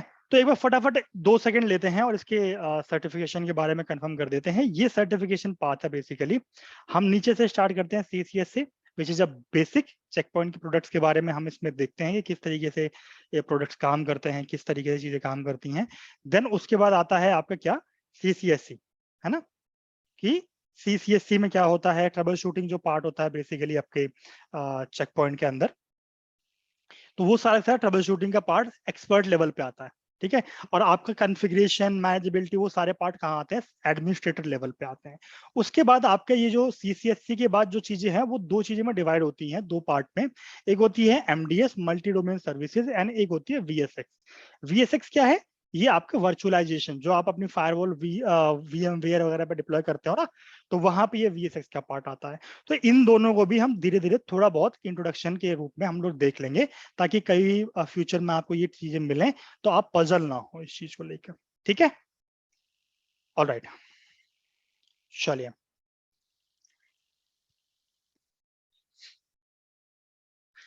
ये चीज हमने डिस्कस की थी अपने डेमो में। डेमो किस किसने देखा है, पहले ये बता दो मुझे। जो इससे पहले वाली क्लास थी वो किस किसने देखा है? Are we डेमो covering में all the topics as with CCSC exam syllabus? Yes. Sir demo class मैंने ज्वाइन किया था, but I was late at that time by 15 minutes. ठीक है, तो ये कोई बात नहीं, कोई बात नहीं, मैं ये चीज दोबारा कवर कर लेता हूँ क्योंकि हमारी फर्स्ट क्लास है। देखो, अच्छा चलो, इससे पहले ना हम क्या करते हैं, हिस्ट्री देख लेते हैं थोड़ी सी। हिस्ट्री क्या होती है कि किसी भी टेक्नोलॉजी को अगर आप पढ़ रहे हो तो उसकी इवॉल्व, वो टेक्नोलॉजी इवॉल्व कैसी हुई है, ये थोड़ा सा ना आपको आइडिया होना चाहिए। तो सबसे पहले जो चेक पॉइंट का वर्जन आया था मार्केट में, दैट वाज इप्सो। क्या था? इप्सो आया था। इप्सो बहुत ही पुरानी टेक्नोलॉजी थी, बहुत ही सिंपल टू नेविगेट थी, है ना। मोस्टली जो थी आपकी GUI इतना ज्यादा बहुत अच्छा नहीं था उसका, बहुत ही बड़े बड़े आइकन्स वगैरह होते थे, ठीक है, जैसे विंडोज 95 में होते थे। बट बहुत सारी वनरेबिलिटीज थी इसमें, ठीक है। तो इन्होंने इसको क्या किया, अपग्रेड किया और वो लेके आए स्प्लैट। अब स्प्लेट क्या था, स्प्लैट को इन्होंने डिवाइड मतलब डेवलप किया था रेड हैट पे, लाइनक्स के रेड हैट पे बना किया था। और जो इप्सो की जो प्रॉब्लम थी वो इन्होंने मिटिगेट कर दी थी स्प्लैट में। अब स्प्लैट में क्या हुआ कि स्प्लैट में अलग ही तरीके की वनरेबिलिटीज आनी स्टार्ट हो गई थी, ये क्योंकि ये पहला इन्होंने रेड हैट को जो रेड हैट लाइनक्स का वर्जन है इसको इन्होंने इंक्लूड किया था इसमें। अब हुआ क्या कि जब इन्होंने इस पे डेवलप किया ना, डेवलप करने के बाद क्या हुआ कि इसमें अलग तरीके की प्रॉब्लम आनी स्टार्ट हो गई। तो इन्होंने क्या किया, स्प्लैट को भी इन्होंने और भी ज्यादा अपग्रेड किया और इन्होंने गाया को लॉन्च किया। गाया 2012 में लॉन्च किया इन्होंने, जिसमें इन्होंने IP वर्जन 6 को क्या कर दिया, इंक्लूड कर दिया। प्लस इप्सो और स्प्लैट की जो दोनों ही प्रॉब्लम्स थी, दोनों ही वर्जन की जो प्रॉब्लम थी, वो दोनों को ही मिटिगेट करने की कोशिश की इस पर्टिकुलर गाया में। ये मेरे ख्याल था R73 इन्होंने स्टार्टिंग में लॉन्च किया था, then R74, then 5, then 6, then 7, और जो सबसे स्टेबल वर्जन इनका आया था वो R77.30 आया था, जो मार्केट में जिसने कहते हैं ना धूम मचा देने वाला काम किया था, ठीक है। बहुत ही ब्रिलियंट GUI, मैं कहता हूं बहुत ही ब्रिलियंट GUI था R77.30। ऑल्दो खामियां इसमें भी थी, बट ओवर द टाइम क्योंकि ये थोड़ा सा स्लोनेस क्रिएट करता था R77.30, तो इन्होंने क्या किया, बाद में लेके आए R80। अप्रोक्सीमेटली 2016 के आसपास इन्होंने 2016 के आसपास R80 को डेवलप कर दिया था, पब्लिश कर दिया था। देन धीरे धीरे R80 को भी इन्होंने इवॉल्व किया, R80.10 लेके आए, फिर 20 लेके आए, फिर 30 लेके आए, फिर R80.40 लेके आए, जो बहुत ही ज्यादा स्टेबल था R80.40, ठीक है। बट उसमें भी कुछ प्रॉब्लम थी, वनरेबिलिटीज आपको पता है, जो हैकर्स हैं वो डे बाय डे वनरेबिलिटीज को एक्सप्लॉइट करते ही रहते हैं। तो उन्होंने फिर क्या किया, R80.40 जो इनका स्टेबल वर्जन था बहुत ज्यादा, उससे इन्होंने एक और लेटेस्ट वर्जन लेके आ गए, ये R81, जो कि और भी ज्यादा स्टेबल है। और अगर मैं बात करूं तो अप्रोक्सीमेटली मेरे ख्याल से R81.10 चल रहा है लेटेस्ट मार्केट में, ठीक है। ये nth नंबर चल रहा है, ये लेटेस्ट चल रहा है। तो हम क्या करते हैं, N-1 हम इंस्टॉल करते हैं प्रोडक्शन में हमेशा, तो इसलिए लोगों ने R81 किया हुआ है, बट मार्केट में R81.10 चल रहा है, ठीक है। तो ये थी आपकी छोटी सी हिस्ट्री चेक पॉइंट के बारे में। अच्छा, एक चीज और बताऊं मैं आपको, अगर मैं बात करूं टेक्नोलॉजी वाइज, है ना, अगर मैं बात करूं टेक्नोलॉजी वाइज, तो चेक पॉइंट एक ऐसी कंपनी है जो कि बहुत ही ज्यादा R&D करती है चीजों को लेकर, है ना। मैं आपको बताऊं, कंपनी है मार्केट में जो क्या करती हैं, महिंद्रा स्कॉर्पियो देख लेते हैं चले ये रही, देखो सॉल्यूशंस में अगर मैं बात करूं, देख रहे हो सॉल्यूशन नेटवर्क सिक्योरिटी में कितने सारे सॉल्यूशंस हैं। प्रोडक्ट्स की बात करें, प्रोडक्ट में देख रहे हो कितने सारे प्रोडक्ट हैं इनके, cloud guard, quantum security, harmony, horizon, ये सारे क्या हैं आपके सिक्योरिटी सॉल्यूशंस हैं। सिक्योरिटी में बहुत सारी सिक्योरिटी आती हैं आपकी, देखो प्रोडक्ट में यहां जाओ, व्यू ऑल प्रोडक्ट्स, ये सारे सॉल्यूशंस हैं इनके। देखो क्वांटम के अंदर कितने हैं, ये सारे सॉल्यूशंस हैं। क्वांटम के अंदर एक छोटा सा पार्ट है क्या, फायरवॉल्स का। आईपीएस का एक अलग सॉल्यूशन, अगर आप बॉक्स चाहते हो, अगर आप स्पेसिफिक वीपीएन के लिए बॉक्स चाहते हो तो एक सेपरेट बॉक्स आता है इनका, ठीक है। अगर ये देखो फायरवॉल पे मैं क्लिक करता हूं, क्वांटम में ये क्या है, क्वांटम सिक्योरिटी है, तो यहाँ पे ये सारे मॉडल्स आते हैं, ठीक है। ब्रांच के लिए चाहते हो, स्मॉल स्मॉल बिजनेसेस के लिए, तो ये सारे बॉक्सेस हैं आपके 1500, 1600, 1800, है ना। 1570 आर वायर्ड वायरलेस मॉडल, मतलब वायरलेस, जिसमें आप आपका सॉल्यूशन आ जाता है। ब्रांच ऑफिसेस, मतलब ये स्मॉल बिजनेस, स्मॉल जैसे छोटे छोटे ऑफिस होते हैं ना आपके, वहां पे डिप्लॉयमेंट करना चाहते हो तो आप ये बॉक्सेस दे सकते हो। ब्रांच ऑफिस जहां पे 500,000 यूजर्स हैं, वहां पे आप ये सीरीज दे सकते हो। ये 3000 जो सीरीज है ना, बहुत ही स्टेबल फायरवॉल है, बहुत स्टेबल फायरवॉल है, बिलीव मी। मतलब अगर आपके अप टू 1500 यूजर्स हैं तो कोई प्रॉब्लम नहीं आने वाली इसमें, बहुत अच्छे फायरवॉल है ना। 1000 तक तो आती ही नहीं कोई भी प्रॉब्लम।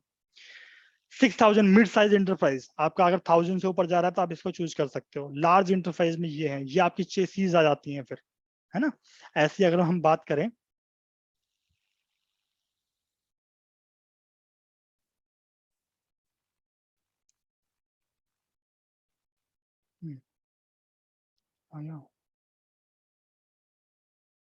आईपीएस की एक, does support 10 GB interview, yes it supports, ठीक है। ऑल फायरवॉल मॉडल्स पे चलते हैं, देखो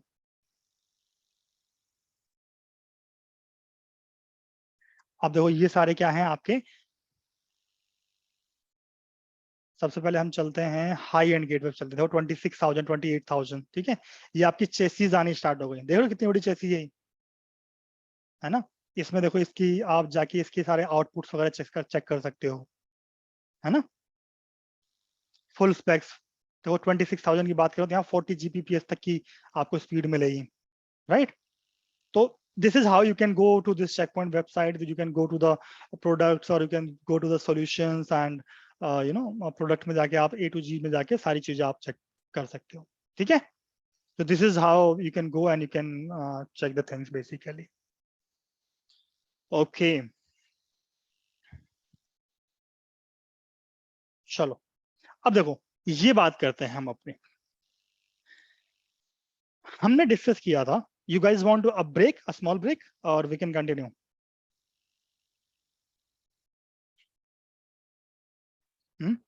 किसी को ब्रेक चाहिए तो बताओ। No sir. So We we can can think required. about it. है ना, कंटिन्यू कर सकते हैं, राइट, ठीक है।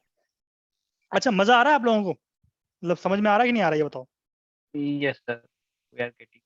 मतलब बिल्कुल भी ऐसा तो नहीं लग रहा कि मैं बहुत तेज जा रहा हूँ, या मतलब कुछ कॉन्सेप्ट को लेके बहुत ज्यादा डीप में नहीं जा रहा हूँ, मतलब ठीक चल रहा हूँ ना मैं। Yes, sir. चलो will take later on. Thank you Pradeep, thank you everyone for the confirmation, ठीक है। सर एक अगर क्वेश्चन था बताओ। सर, लास्ट वाले स्लाइड में जो आपने बताया था ना कि अभी मतलब लास्ट जो स्टेबल वर्जन था वो R77.30 था और अभी R81 पे चल रहा है। सर एक क्वेश्चन था, जैसे आपने बताया कि n मतलब n नंबर का जो वो होता है वर्जन, उससे हमेशा एक फर्स्ट मतलब एक पीछे वाला वर्जन यूज करते हैं, तो अभी R81 यूज कर रहे हैं। तो सर एक क्वेश्चन था कि अगर R77 से अगर कोई R81.10 पे अपग्रेड करता है और R81 से R81.10 पे करता है, तो क्या वो मतलब मेथड या प्रोसेस सेम होगा या कुछ डिफरेंसेस होंगे? देखो प्रोसेस ना कभी भी अपग्रेड का ऐसे नहीं होता कि आपने क्या किया R70 7.30 लिया और सीधा ही आपने अपग्रेड कर दिया R81 में। वो अपग्रेड नहीं होता बेसिकली, वो माइग्रेशन होता है, वो माइग्रेशन का प्रोजेक्ट बन जाता है। ठीक है, मैं बताता हूं आपको होता क्या है। मेजर अपग्रेड जो आप बोल रहे हो ना, that is called major upgrade. ठीक है, जो हमारा अपग्रेड एंड अपडेट का वो क्लास होगी ना, उसमें हम डिस्कस करेंगे इस चीज को। मैं अब आपको ब्रीफ दे देता हूँ। होता क्या है, आपको ना 1 बाय 1 चलना होता है। आप ऐसे नहीं कर सकते कि आपने R77 लिया, आपने सीधे R80 पे R81.10 पे कर दिया। नहीं, देखो करने को आप कर सकते हो, आप अपग्रेड कर सकते हो। इंपोर्ट एक्सपोर्ट का एक कॉन्फ़िगरेशन होता है इसमें, उसको लेके आप इसको अपग्रेड कर सकते हो, प्रॉब्लम नहीं है अपग्रेड करने में। बट कहीं ना कहीं आपको फीचर्स में प्रॉब्लम आनी स्टार्ट हो जाएगी। तो होता क्या है कि आपको करना क्या होता है कि आपको ना 1 बाय 1 जाना होता है। R77.30 के बाद क्या आया था, R80 आया था। R80 पे जाओ पहले, तो मेजर वर्जन वो करो, जंप करो। R80.0 के बाद क्या करो, जो लास्ट वर्जन था R80.40, यानी बीच के R80.10, 20 एंड 30 आप स्किप कर सकते हो। देन आप लास्ट पे जाओ जो स्टेबल था R80.40, एंड देन इसके बाद आप जाओ R81.0 पे, एंड देन आप यहां से आप R81.10 पे जा सकते हो। This is how you have to, this is called graceful upgrade होता है ये, है ना। ग्रेसफुली आप डिवाइस को बता रहे हो 1 बाय 1, है ना। इट्स लाइक कि आप सीढ़ियां चढ़ रहे हो और आप सोच रहे हो कि 5 सीढ़ियां एक साथ चढ़ लो। Is it possible for you? आप चढ़ तो सकते हो, बट चांसेस है कि आप गिर जाओगे, आपको चोट लगेगी, right. Chances, risk will be increased, है ना। तो प्रोडक्शन में कभी भी हम इतना मेजर जंप नहीं करते, हम हमेशा 1 बाय 1 चलते हैं, है ना। चलिए अब हम डिस्कस करते हैं ये स्मार्ट आर्किटेक्चर को। देखो चेक पॉइंट का जो आर्किटेक्चर है ना, आर्किटेक्चर अगर आपने समझ लिया तो आप समझो 20% आपका बैटल वहीं का वहीं खत्म हो गया। आपने 20% चेक पॉइंट सीख ली। तो ध्यान से समझना, जो इसका आर्किटेक्चर है वो बहुत इंपॉर्टेंट है। देखो आर्किटेक्चर है वो है security management architecture. Security management बोले तो इसमें 3 कंपोनेंट होंगे। कितने कंपोनेंट होंगे? 3 कंपोनेंट होंगे। First component is called smart console, जो आपकी एक एप्लीकेशन होगी और ये एप्लीकेशन प्रोवाइड करता है चेक पॉइंट, TION। ठीक है, एप्लीकेशन है स्मार्ट कंसोल। उसके बाद एक मैनेजमेंट सर्वर होगा जो उसमें गाया, GAIA गाया ही इंस्टॉल होगा। गाया क्या है? चेक पॉइंट का सॉफ्टवेयर, गाया ही इंस्टॉल होगा, बट वो एज अ मैनेजमेंट सर्वर काम करेगा। थर्ड कंपोनेंट है सिक्योरिटी गेटवे, जिसमें भी गाया होगा, बट ये एज अ सिक्योरिटी गेटवे, या आप बोल सकते हो एज अ फायरवॉल काम करेगा। ठीक है, तो ये 3 कंपोनेंट होने चाहिए आपकी चेक पॉइंट फायरवॉल की डिप्लॉयमेंट के लिए और मैनेजेबिलिटी के लिए। अब अगर एक ग्राफिकली या उससे बताऊं, तो ये जो पीसी है, इस पीसी पे हम क्या इंस्टॉल करेंगे? Smart console. क्या इंस्टॉल करेंगे? स्मार्ट कंसोल, जो एप्लीकेशन है हमारी। ये जो बीच में सर्वर है, ये क्या है? आपका चेक पॉइंट मैनेजमेंट सर्वर, जिसपे होगा गाया ही, बट हम इसको बोलेंगे कि भाई तुझे काम करना है एज अ मैनेजमेंट सर्वर। ठीक है, देन ये जो हमारे हैं, ये क्या है? हमारे सिक्योरिटी फायरवॉल्स। क्या है? Security firewalls. इनमें भी क्या है? गाया ही इंस्टॉल्ड है, बट ये कॉन्फ़िगर करेंगे हम to work as a security gateway. अब ऐसा करते क्यों है? देखो बहुत ना ध्यान से समझना कि ऐसा हम करते क्यों है। चेक पॉइंट का आर्किटेक्चर कहता है, चेक पॉइंट का जो आर्किटेक्चर है वो कहता है कि आप स्मार्ट कंसोल जो इस पीसी पे होगा, उस पीसी से आप क्या करोगे? इस एसएमएस सर्वर को करोगे एक्सेस। ठीक है, इस स्मार्ट कंसोल से इस सर्वर को करोगे एक्सेस, और एक्सेस करने के बाद जो भी चेंजेस आपको परफॉर्म करना है, अगर आपको परफॉर्म पॉलिसी बनानी है, पॉलिसी क्रिएशन, या फिर पॉलिसी डिलीशन, या फिर नेट क्रिएशन, है ना, NAT deletion, source NAT, destination NAT, object बनाना है, कुछ भी करना है आपको, वो सारा का सारा काम आप करोगे इस स्मार्ट कंसोल के थ्रू, और उस स्मार्ट कंसोल के थ्रू वर्चुअली आप मॉडिफाई कर रहे होगे इस सर्वर पे। ठीक है, मतलब यहाँ पे इस पीसी पे बैठ के मैंने ये सर्वर का एक्सेस लिया और सारी की सारी मॉडिफिकेशन मैंने कहाँ पे की, इस सर्वर पे। एक बार मेरी जितनी भी मॉडिफिकेशन है वो कंप्लीट हो गई, मैं श्योर हो गया कि सारी मॉडिफिकेशन 100% ठीक है, करेक्ट हैं, रेडी टू पुश हैं, तब मैं क्या करूंगा, इस सर्वर से मैं इस गेटवे पे अपनी कॉन्फ़िगरेशन को पुश कर दूंगा। ठीक है, आपको याद है एक फायरवॉल होती थी सिस्को ASA, जो अभी भी छोटे मोटे ऑर्गेनाइजेशन में आपको मिल जाएगी। ठीक है, सिस्को ASA पे जिन लोगों ने काम किया है उनको पता होगा, जैसे ही वो ACL बनाते थे, ACL बनाते हैं उन्होंने जैसे ही एंटर प्रेस किया ना, वो ACL इमीडिएटली इंप्लीमेंट हो जाती थी। अगर उन्होंने बोला है कि सोर्स A से लेके सोर्स B की कम्युनिकेशन जो है वो डिनाई हो, जो जैसे ही उन्होंने एंटर प्रेस किया, वो सोर्स A से सोर्स B की जो कम्युनिकेशन है वो ब्लॉक हो जाती थी। कोई है हमारे बीच में जिसने ASA पे काम किया हो? एनीवन? Yes, sir. तो आपको याद होगा ये चीज, राइट? जैसे ही आप एंटर प्रेस करते थे आपकी ACL इंप्लीमेंट हो जाती थी, right? Correct, sir. Correct, sir. But यहाँ पे ऐसा Correct, नहीं sir. है, नेक्स्ट जनरेशन फायरवॉल में ऐसा नहीं है, चेक पॉइंट में तो बिल्कुल ही ऐसा नहीं है। आपने पॉलिसी बनाई, आपके पास प्रॉपर टाइम है उसको एनालाइज करने का, आपने पॉलिसी करेक्ट बनाई है, आप वेरीफाई कर सकते हो, आप मैनुअली खुद भी वेरीफाई कर सकते हो, आप फायरवॉल को भी बोल सकते हो कि भाई वेरीफाई कर इसको कि मैंने सही बनाई है पॉलिसी या नहीं बनाई है। फायरवॉल भी वेरीफाई करके देगा आपको कि हाँ you are correct, everything is fine. उसके बाद आप पुश कर सकते हो अपने गेटवे पे। जब आप यहां से पुश करोगे ना, जब यहां से पुश करोगे गेटवे पे, तब वो पॉलिसी यहां गेटवे पे जाके इम्प्लाई होगी। उससे पहले आपने यहाँ पे 200 पॉलिसी बना दी, वो 200 पॉलिसी इम्प्लाई नहीं हो रही आपके गेटवे पे जब तक कि आप इसको पुश नहीं करोगे।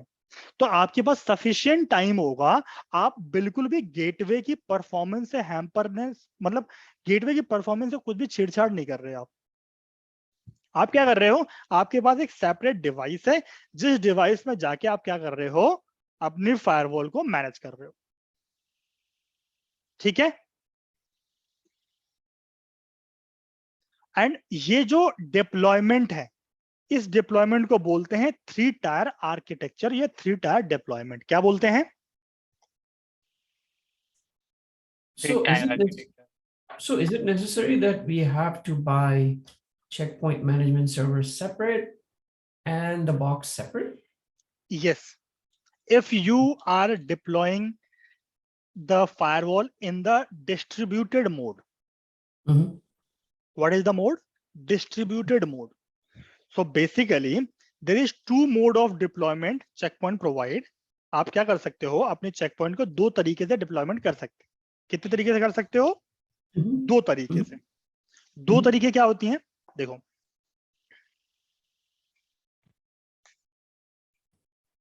the first way says distributed mode. ठीक है, second one says standalone. ठीक है, Another question is this kind of a firewall, you need to have a separate VPN box also? No, VPN will be integrated in the checkpoint. You just need license for that. Okay. So basically 2 box solution. So distributed mode deployment क्या होता है, जहां पे आपके जो 3 components है ना, 3 component कौन से? Smart console management server Yeah, smart console management and SMS server and the gateway, right? When you will be having separate devices for these 3 components, This will be called your distributed deployment. Which deployment this is? Distributed. Distributed. Distributed deployment. Very, very, very important question for your L1 level interview. What is distributed mode deployment? The deployment where we deploy all the three components of our checkpoint in a separate boxes. What about standalone? In the standalone, we need only two devices. One smart console. Another one is the box where you will divide this box into two parts. Physically, this is only one box, but you will, like, logically, you will divide into two. The upper one will become your SMS server. Mhm. The below one will become your gateway. Okay. Okay, so logically, you have to follow your 3-tier architecture. Mhm. With the checkpoint, you need to follow your 3-tier architecture. But if you have a low budget, you can go for standalone. If you have a budget where you can buy a separate device for SMS, you can go for distributed. So अगर मैं draw करूं distributed के लिए तो ये example है, ठीक है. This is the example for distributed where you have separate devices for each and everything. अगर स्टैंड अलोन के लिए मैं वो करूं तो स्टैंड अलोन का बॉक्स कुछ इस तरीके से बनता है. This is your SMS server virtually, right. And from, तो जो भी पॉलिसी की मॉडिफिकेशन करोगे अभी भी आप किस में करोगे? SMS सर्वर में करोगे.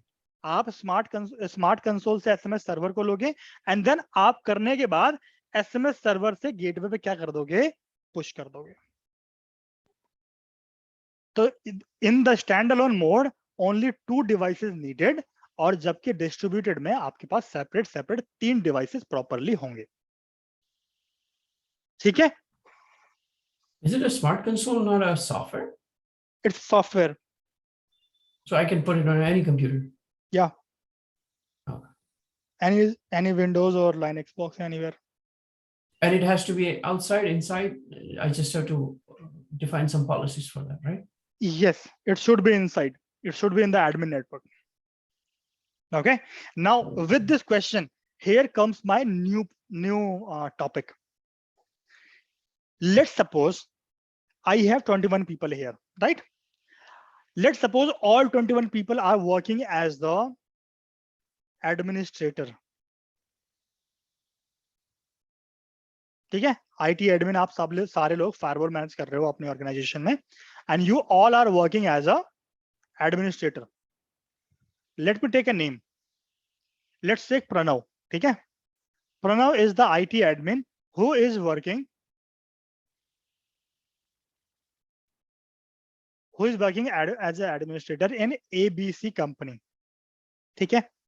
Now प्रणव के पास एक कॉल आता है एक लोकेशन से कि एक ब्रांच है, let's suppose this is Malaysia. This is Malaysia box, Malaysia location where वहां पे एक चेक पॉइंट का बॉक्स डिलीवर हुआ है. ठीक है. And Pranav is sitting in Chennai in India. ठीक है. चेन्नई में प्रणव बैठा है. प्रणव के पास एक ईमेल आती है कि भाई एक फायरवॉल डिलीवर हो गया है, इंजीनियर ऑन साइट है, आपको इस फायरवॉल को कॉन्फ़िगर करना है. तो कॉन्फ़िगर करने के लिए what you need the access of this firewall. ठीक है. तो पहला जो मेथड है थ्रू कंसोल. ठीक है. आपने कंसोल पोर्ट पे कनेक्ट किया फायरवॉल को और आपने पीसी से इसे कंसोल ले लिया, राइट. सेकेंड मेथड, आप डायरेक्टली मैनेजमेंट पोर्ट से एक्सेस ले सकते हो फायरवॉल का. अब बाय डिफॉल्ट जो मैनेजमेंट पोर्ट होता है वो होता है ETH 0 इन चेक पॉइंट पे. क्या होता है? ETH 0 इन चेक पॉइंट. और ETH 0 पे जो बाय डिफॉल्ट IP डिफाइंड होता है वो होता है 192.168.1.1. क्या होता है? 192.168.1.1. ठीक है. आप क्या कर सकते हो? Let's suppose this is your check point box, here is ETH 0। इससे आप केबल लो, एक पीसी कनेक्ट करो, पीसी पे आईपी देना है आपने 192.168.1.2 लेट्स सपोज, एंड ओके करना है। From this PC you will be able to ping this IP, and with this IP you will be able to manage your checkpoint box।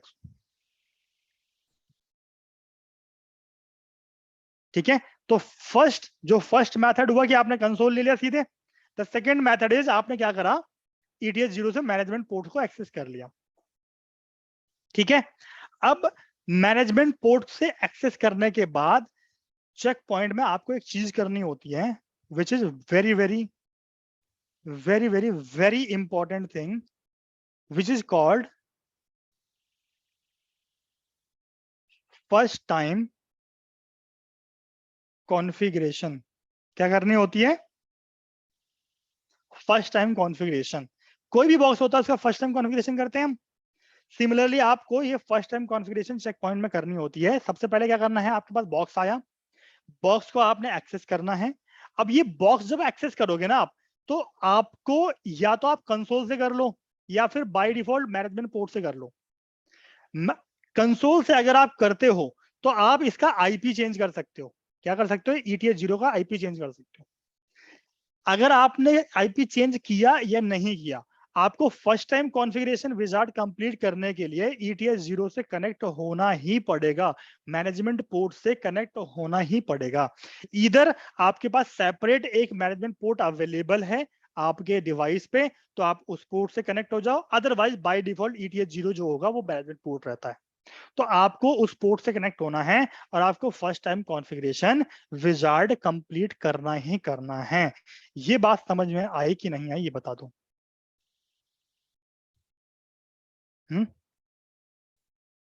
ये process समझ में आया कि नहीं, बताओ। आ गई। यस सर, समझ में आ गया। समझ में आया? Yes sir. बट सर वो मैनेजमेंट पोर्ट सर हम नेटवर्क ट्रैफिक के लिए यूज नहीं कर सकते ना? कर सकते हैं, later on you can do that. Okay sir. ठीक है, और मैनेजमेंट पोर्ट ETH 0 को ही बनाए रहता है, तो कोई और पोर्ट मैनेजमेंट के लिए यूज नहीं होता है, करेक्ट? आप कर सकते हो, यू कैन मेक इट। ठीक है, देखो मैं दिखाता हूँ। ये आपको विंडो दिख रही है, ये मेरा चेक पॉइंट फायरवॉल है। Imagine this is the physical box. ठीक है, ये मेरा पीसी है। मैंने क्या किया, यहाँ पे ETH 0 से कनेक्ट कर दिया। ETH 0 दिख रहा है सबको? मैं क्या करूंगा, स्टार्ट कर लेता हूँ इसको। Can I use any of the API or Python API to access and do stuff on this checkpoint? Yes, you can do that. Okay.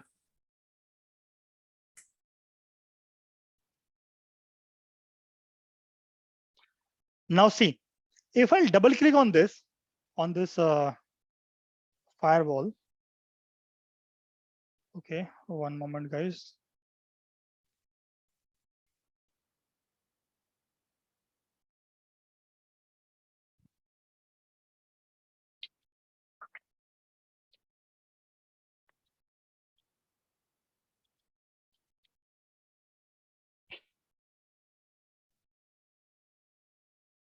Okay, if I'll double click on this, can you see the booting process is going on? Means this is the console I have taken. ठीक है, मैंने क्या किया, इस पर double click करें, console है। Console में कुछ इस तरीके की चीजें दिखेंगी मुझे, बट इसे कॉन्फ़िगर करने के लिए मैं इसमें ज्यादा क्या कर सकता हूँ, ज्यादा से ज्यादा मैं इसकी आईपी चेंज कर सकता हूँ मैनेजमेंट पोर्ट की, या फिर मैं इसको होस्ट नेम दे सकता हूँ, DNS दे सकता हूँ, हर चीज दे सकता हूँ यहाँ से कंसोल से। बट प्रॉपर वे जो चेक पॉइंट कहता है, देखो मैं इसको लॉग इन करता हूँ इस बॉक्स को। ये मैंने लॉग इन कर दिया। लॉग इन करने के बाद मैं कमांड चलाता हूँ cpstat os-f ifconfig। ये देखो बाय डिफॉल्ट क्या आईपी है यहाँ पे, 192.168.1.1 is the IP. Correct sir. ठीक है, तो इसका और कौन से पोर्ट पे है, ETH 0 पे। कौन से पोर्ट पे, ETH 0 पोर्ट पे क्या है अपना बाय डिफॉल्ट 1.1। अब मैं क्या करता हूं, इस पीसी पे जाता हूं,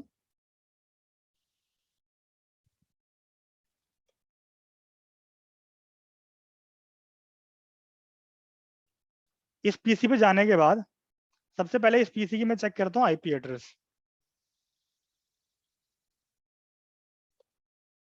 1.10 है, ठीक है, तो मैं क्या करूंगा, https://1.1।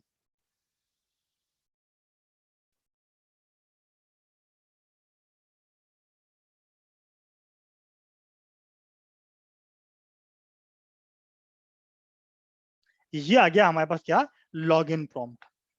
क्या आ गया, चेक पॉइंट का लॉगिन प्रॉम्प्ट, जिसको लॉगिन करके हमें क्या करना है, अपना first time configuration wizard complete करना है एनी हाउ। अदरवाइज अब देखो, सी दिस फायरवॉल मैंने इसको पहले कन्फिगर कर दिया है, तभी आपको यहाँ पे GW01 वगैरह दिख रहा है, ये सब चीजें आपको दिख रही हैं। अदरवाइज यहाँ पे आपको बोलेगा कि फर्स्ट टाइम कॉन्फ़िगरेशन विजार्ड करनी है आपको, ठीक है। देखो मैं क्या करता हूँ, इसको वाइप कर देता हूँ। अभी फायरवॉल बंद हो गई, मैं इस पर राइट क्लिक स्टार्ट करूंगा, इसको बंद करता हूँ, डबल क्लिक करूंगा अगेन, ये क्या होगी, ये बूट होगी फायरवॉल, ठीक है। देखना जैसे ही मैं इसको अभी मैंने इसको वाइप कर दिया फायरवॉल को, ठीक है, अभी ये बिल्कुल न्यू फायरवॉल है, रीसेट फायरवॉल है, ठीक है। अब ये क्या होगा, ये मुझे बोलेगी कि first time configuration wizard complete करो, अगर आप इसको कॉन्फ़िगर इसको एज अ फायरवॉल या कुछ भी यूज करना चाहते हो तो। Just wait and watch.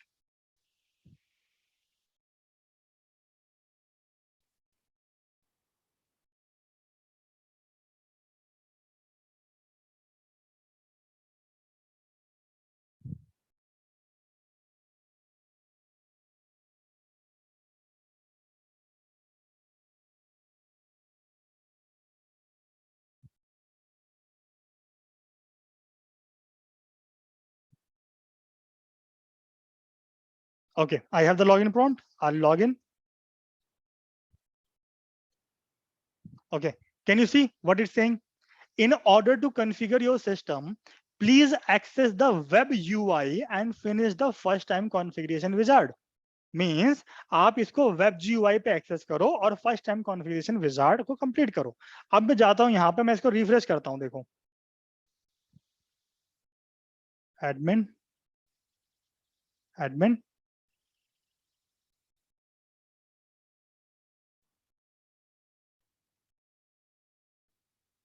ये क्या बोल रहा है, ये check point first time configuration wizard, ठीक है, R81 first time configuration wizard, check point first time configuration wizard. तो ये प्रोसेस आपको फॉलो करना है कि जब भी इंजीनियर वहां पे जाता है, उसको मैनेजमेंट पोर्ट से एक पीसी कनेक्ट करवाना है, उस पीसी का एक्सेस लेना है, उस पीसी को आईपी देना है 192 सीरीज का, एंड उसको एक्सेस करना है ब्राउजर के, ठीक है।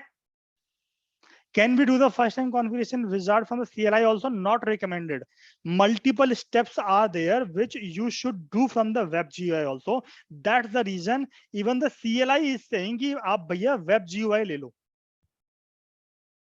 CLI पे क्या बोल रहा है कि भाई आप web UI ले लो और फर्स्ट टाइम कॉन्फ़िगरेशन विजार्ड कर लो। आप कर सकते हो, बट वेरी मेसी हो जाएगा वो, और आप प्रॉपरली कर भी नहीं पाओगे, आपके पास ना प्रॉब्लम्स क्रिएट होंगी। तो CLI से रेकमेंडेड नहीं है। Always go for web UI। Web UI कैसे, इस तरीके से। इसमें कोई डाउट किसी को भी कोई डाउट कि भाई किस तरीके से लेना है, क्यों करना है, कैसे करना है, तो बताओ। Anyone? No sir, no doubt. In fact sir ये नहीं पता था हमें कि ये वेब GUI से ही करना रहता है। वाज हाँ, थॉट अबाउट दैट कि CLI से भी हो सकता है लाइक नहीं दैट। नहीं नो, अरे तो CLI से होता तो ये चेक पॉइंट खुद क्यों बोलता है यहाँ पे, देख रहे हो ये क्या बोल रहा है कि भाई आप करेक्ट। वेब UI लो और फर्स्ट टाइम कॉन्फ़िगरेशन विजार्ड को खत्म करो, फिनिश करो। आप नहीं कर सकते हो, है ना। This is the thing. So I believe we should end this today's session over here. यहाँ से हम आगे नेक्स्ट सेशन में कंटिन्यू करेंगे, ठीक है। ये फर्स्ट टाइम कॉन्फ़िगरेशन विजार्ड हम नेक्स्ट सेशन देखेंगे। Can I ask few questions? Because I was not part of the demo and stuff, so I just want to. Is it possible to ask, or is it? Go on. Question is, are you covering any kind of VPNs? Are you covering clustering? Okay, so let me just give you one moment.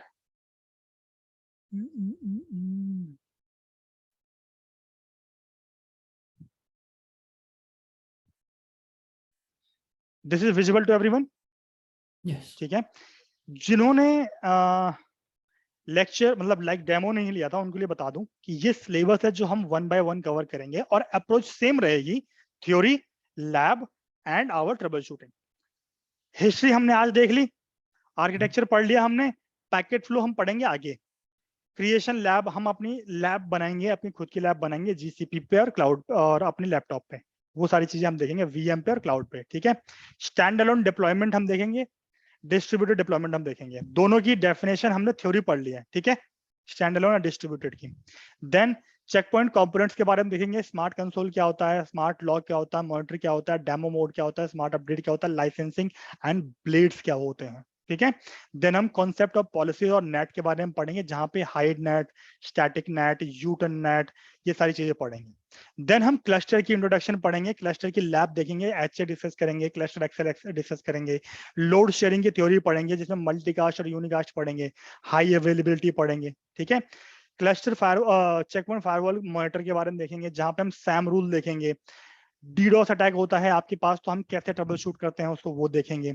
ठीक है, check point की basic trouble shooting commands को देखेंगे हम, check point की advance trouble shooting command, यहाँ पे वो मिस हो गया, यहाँ पे आपको गैप दिख रहा होगा, चेक पॉइंट की एडवांस ट्रबल शूटिंग कमांड देखेंगे। एडवांस ट्रबल शूटिंग में क्या होता है, एफडब्ल्यू मॉनिटर कैसे रन करना है, टीसीपी डम कैसे रन करना है, जेड डीबग कैसे रन करना है, ये सारी चीजें हम देखेंगे। ठीक है, चेक पॉइंट फायरवॉल का बैकअप के बारे में देखेंगे, snapshot, import export, revision control, ये सारी चीजें देखेंगे। ठीक है, check point firewall client edition देखेंगे हम, चेक पॉइंट पॉलिसी कैसे लाइक एसएमएस सर्वर से गेटवे के बीच में कम्युनिकेशन जब होती है तो पॉलिसी इंस्टॉल कैसे होती है, ये चीज देखेंगे हम। डीमंस कौन कौन से इंस्टॉल अवेलेबल होते हैं गेटवे पे, आपके एसएमएस सर्वर पे, क्लाइंट पे, कौन से डीमंस कौन सा काम करता है, अगर कोई प्रॉब्लम आ रही है तो कौन से डीमंस को चेक करना है, ये सारी चीजें देखेंगे। Right, working of daemons will see that, side to side VPN configuration, phase 1 configuration, phase 2 configuration, theory, lab, troubleshooting, all the things will cover over there, right? Remote access VPN solution हम देखेंगे जो checkpoint का अपना खुद का है। Different types of phases VPN में जो होती हैं, phase 1, phase 2 वो हम देखेंगे, right? Then acceleration techniques जो checkpoint में available है वो हम देखेंगे। Acceleration कौन सी हैं? Secure Accel, Cluster Accel, Core Accel, ये सारी चीजें हम देखेंगे। राइट, देन हम कर्नल लेवल अंडरस्टैंड देखेंगे कि चेक पॉइंट का कर्नल किस तरीके से बिहेव करता है। HTTPS इंस्पेक्शन, ये तुम्हारे L7 फीचर्स आ गए, right, SSL decryption, content awareness, URL filtering, HTTPS inspection, and then last but not the least LDAP integration. अब होता क्या है कि ये डिटेल्ड पैकेट फ्लो नहीं है, ये ओवरव्यू है, इसके अंदर बहुत सारे टॉपिक्स ऐसे हैं जो मैंने यहाँ पे मेंशन नहीं किए, बट हम डिस्कस करेंगे जब हम इन टॉपिक्स को पढ़ेंगे। ठीक है, सिक्योर एक्सेल के जैसे सिक्योर एक्सेल के अंदर ना 3 टेबल्स होती हैं, allow table, deny table, NAT table, तीनों टेबल के बारे में हम पढ़ेंगे सिक्योर एक्सेल के अंदर। ठीक है, इसी तरीके से इनकी ट्रबल शूटिंग देखेंगे, तो इस तरीके से हम ये पूरा ये whole package will discuss in our syllabus, this is the course content. ठीक है, नाउ आई होप या is there a client software or is it web-based software on a client side? How does it work there? Is it like a VPN, like, you know, how you have VPN? Which VPN you're talking about? Side to side or remote access? Like, you know, how Cisco has AnyConnect, right? So AnyConnect is remote access. And whenever we talk about remote access, we always will be having a software for that. Okay, so it comes with the software and it locks that software. No. Whenever we talk about remote access VPN, you need to have a software. You cannot configure remote access VPN without a software. Okay. Gotcha. Yeah. So koi aur doubt? Any type of doubt you guys have regarding the syllabus or anything? Is there any TrustSec or MAP concept in this? What is?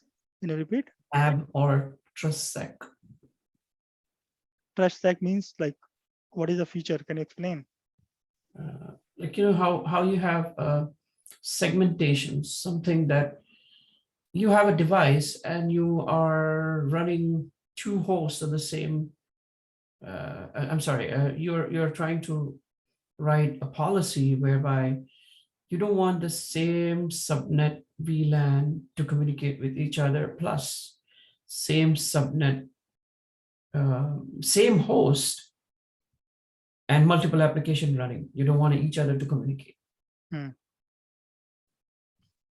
Is there something that it can manage that way? Sorry, You have a single host. You have a single host and you're running multiple applications. You're running SQL Server. I'm just giving an example. Or this is a single host. Yeah. This is client. Yeah. Okay. And you're running multiple software on it. Like on this client. Yes, on the same client. Okay. And multiple software like any database, just any database or any web-based SQL or web-based, anything that Okay. is basically you're communicating through web. Okay. You don't have an access to SQL under the same client. Does it work like that? So what is the question? The TrustSec. TrustSec means it's something that within the firewall, it does not allow the application on the same machine to be accessed. You mean to say you have a server on this, you are having multiple application like SQL is also running on the same, and AT is also running same, 443 is also running. So it depends upon source, maybe right? LDAP is running. Maybe LDAP is running. So it depends upon source, right? If the source is the same, right? If the source is same, you can define what port they like you want to give the access to. If you want to give the let's suppose I have a source 192.168.1.10, then you can give the access to this particular source, the access of SQL server, and the rest of the services will be denied. So the service you will enable, you will allow, that only service will be that access only will be given.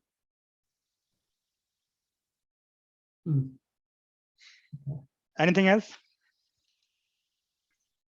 Hello sir, मैं थोड़ा light join हुआ था, तो ये जानना है कि आपने जो बोला था कि ये नोट्स और व्हाटएवर द आईएसओ फाइल ये हमें कैसे मिलेंगे? गूगल ड्राइव पे? हाँ, गूगल ड्राइव पे आपको मिल जाएंगे। आपको सबको जो भी आप लोगों ने एनरोलमेंट करवा लिया, राइट?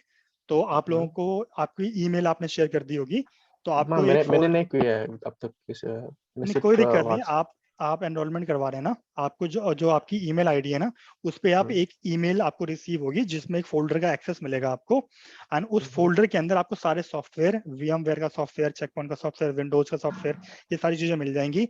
सिलेबस मिल जाएगा, एडमिन गाइड मिल जाएगी, ये सारी चीजें आपको उस फोल्डर के अंदर मिल जाएंगी। आपको डाउनलोड कर लेना है, आपको सेव कर लेना है और VMware इंस्टॉल कर लेना है। ओके, ठीक है, thank you. Any other doubt? Anyone? What is the hardware requirement for setting up this setup? Minimum 8 GB. 8 GB. Okay. And then hard drive? Hard drive at least 100 GB for one appliance. If you want to run multiple appliances on the laptop, minimum 16 GB and 256 GB. Okay, thank you. Okay. Any other doubt? Anyone? Sir architecture completely discuss नहीं किया है ना आज हमने, like वो seek की होता है for communication gateway and smart managers. नहीं, आर्किटेक्चर में सिर्फ दो चीज होती हैं, एक होता है आपका डिस्ट्रीब्यूटेड, एक होता है स्टैंड अलोन। दो तरीके के आर्किटेक्चर होते हैं। जो 3 टायर आर्किटेक्चर होता है, इसके अंदर 2 डिप्लॉयमेंट मोड हमने डिस्कस किए हैं। आगे हम इसको कंटिन्यू करेंगे। सिक वगैरह हम सारी चीजें डिस्कस करेंगे जब हम अपनी first time configuration wizard complete कर लेंगे तब। वन मोर क्वेश्चन मुझे पूछना है कि जैसे आपने स्टार्टिंग में दिखाया कि जो लीडिंग फायरवॉल जो गार्डनर डिसाइड करता है, तो उसके बेस पे सर जो अपना चेक पॉइंट जो था वो leading on the top before few months और year, but now Palo Alto is leading. So means what's happened something like that कि चेक पॉइंट? ऐसा कुछ नहीं होता, देखो ऐसा कुछ नहीं होता। इट्स जस्ट लाइक कि कभी कोई टॉप करता है, कभी कोई टॉप करता है, ठीक है? तो this is how things works basically. आज हो सकता है कि आज check point Palo Alto lead कर रहा है, कल को 48 लीड करने लग जाए, राइट? हो सकता है कल को आपका चेक पॉइंट दोबारा टॉप पे हो जाए। तो it totally depends upon the feature.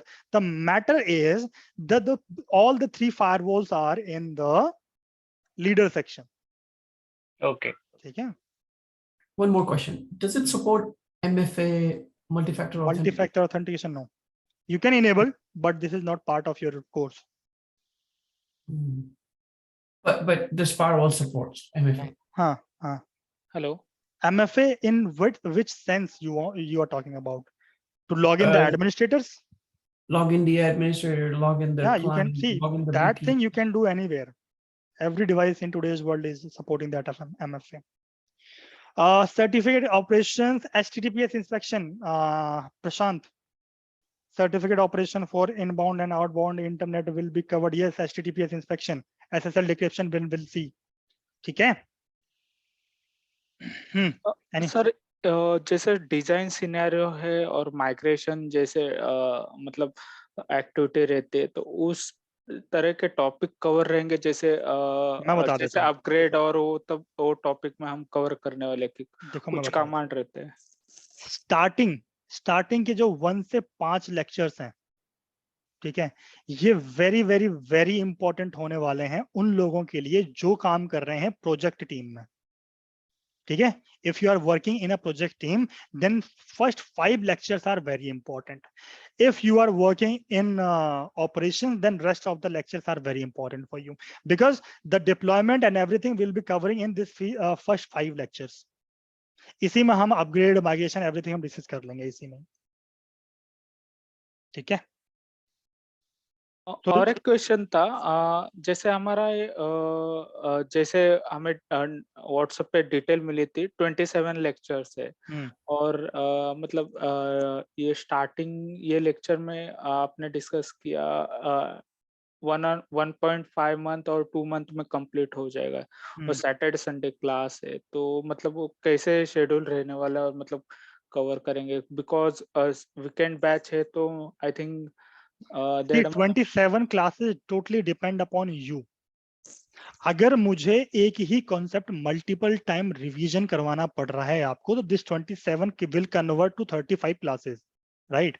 But if you are doing the revision by your own, you are coming in the batches, in the lectures by doing the revision, by doing the practice, you are giving proper time to this batch.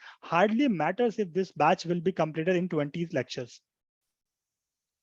So it totally depends upon the student, how they are coming in the lectures. For me, I need 35 plus hours to complete this course. 35 plus 35 hours. If I calculate 2 hours of a class in a day, 17 classes I need minimum. Okay. Can we go direct for the certification exam after the course? No, you cannot go.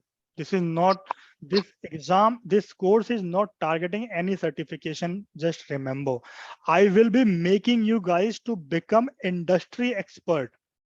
I'll not guarantee you that if you go to the certification exam, you'll be cleared. No. Read the admin guide after this course, read the admin guide at least 5 times. Then go for the certification exam. Otherwise, proxies तो हैं, proxy तो आप लगवा ही सकते हो। ठीक है? उदय बोल रहा हूँ, सॉरी आवाज आ रहा है मेरा? उदय बोल रहा हूँ, थोड़ा मैं लेट ज्वाइन हुआ हूँ, तो कई केसेस में अगर कुछ मिस होता है तो रिकॉर्डिंग सेशन अवेलेबल हो सकता है? हाँ, लाइफ टाइम रिकॉर्डिंग मिलेगी आपको। Okay, thank you, thank you. ठीक है, लाइफ टाइम रिकॉर्डिंग है। गाइज, जो भी स्टूडेंट्स जिन्होंने एनरोल नहीं किया है, प्लीज एनरोल कर लेना एज सुन एज पॉसिबल, ताकि आप ड्राइव में ऐड हो सको, आपको रिकॉर्डिंग मिल सके। ठीक है, आपको रिकॉर्डिंग मिल सके, आपको स्टडी मटेरियल मिल सके। ठीक है, ताकि आप जो नेक्स्ट बैच में आओ, नेक्स्ट लेक्चर में आओ, तो आप रेडी होके आओ। ठीक है ना, तो जल्दी से जल्दी एनरोलमेंट करवा लेना। Thank you everyone for joining this lecture. I think we can close today.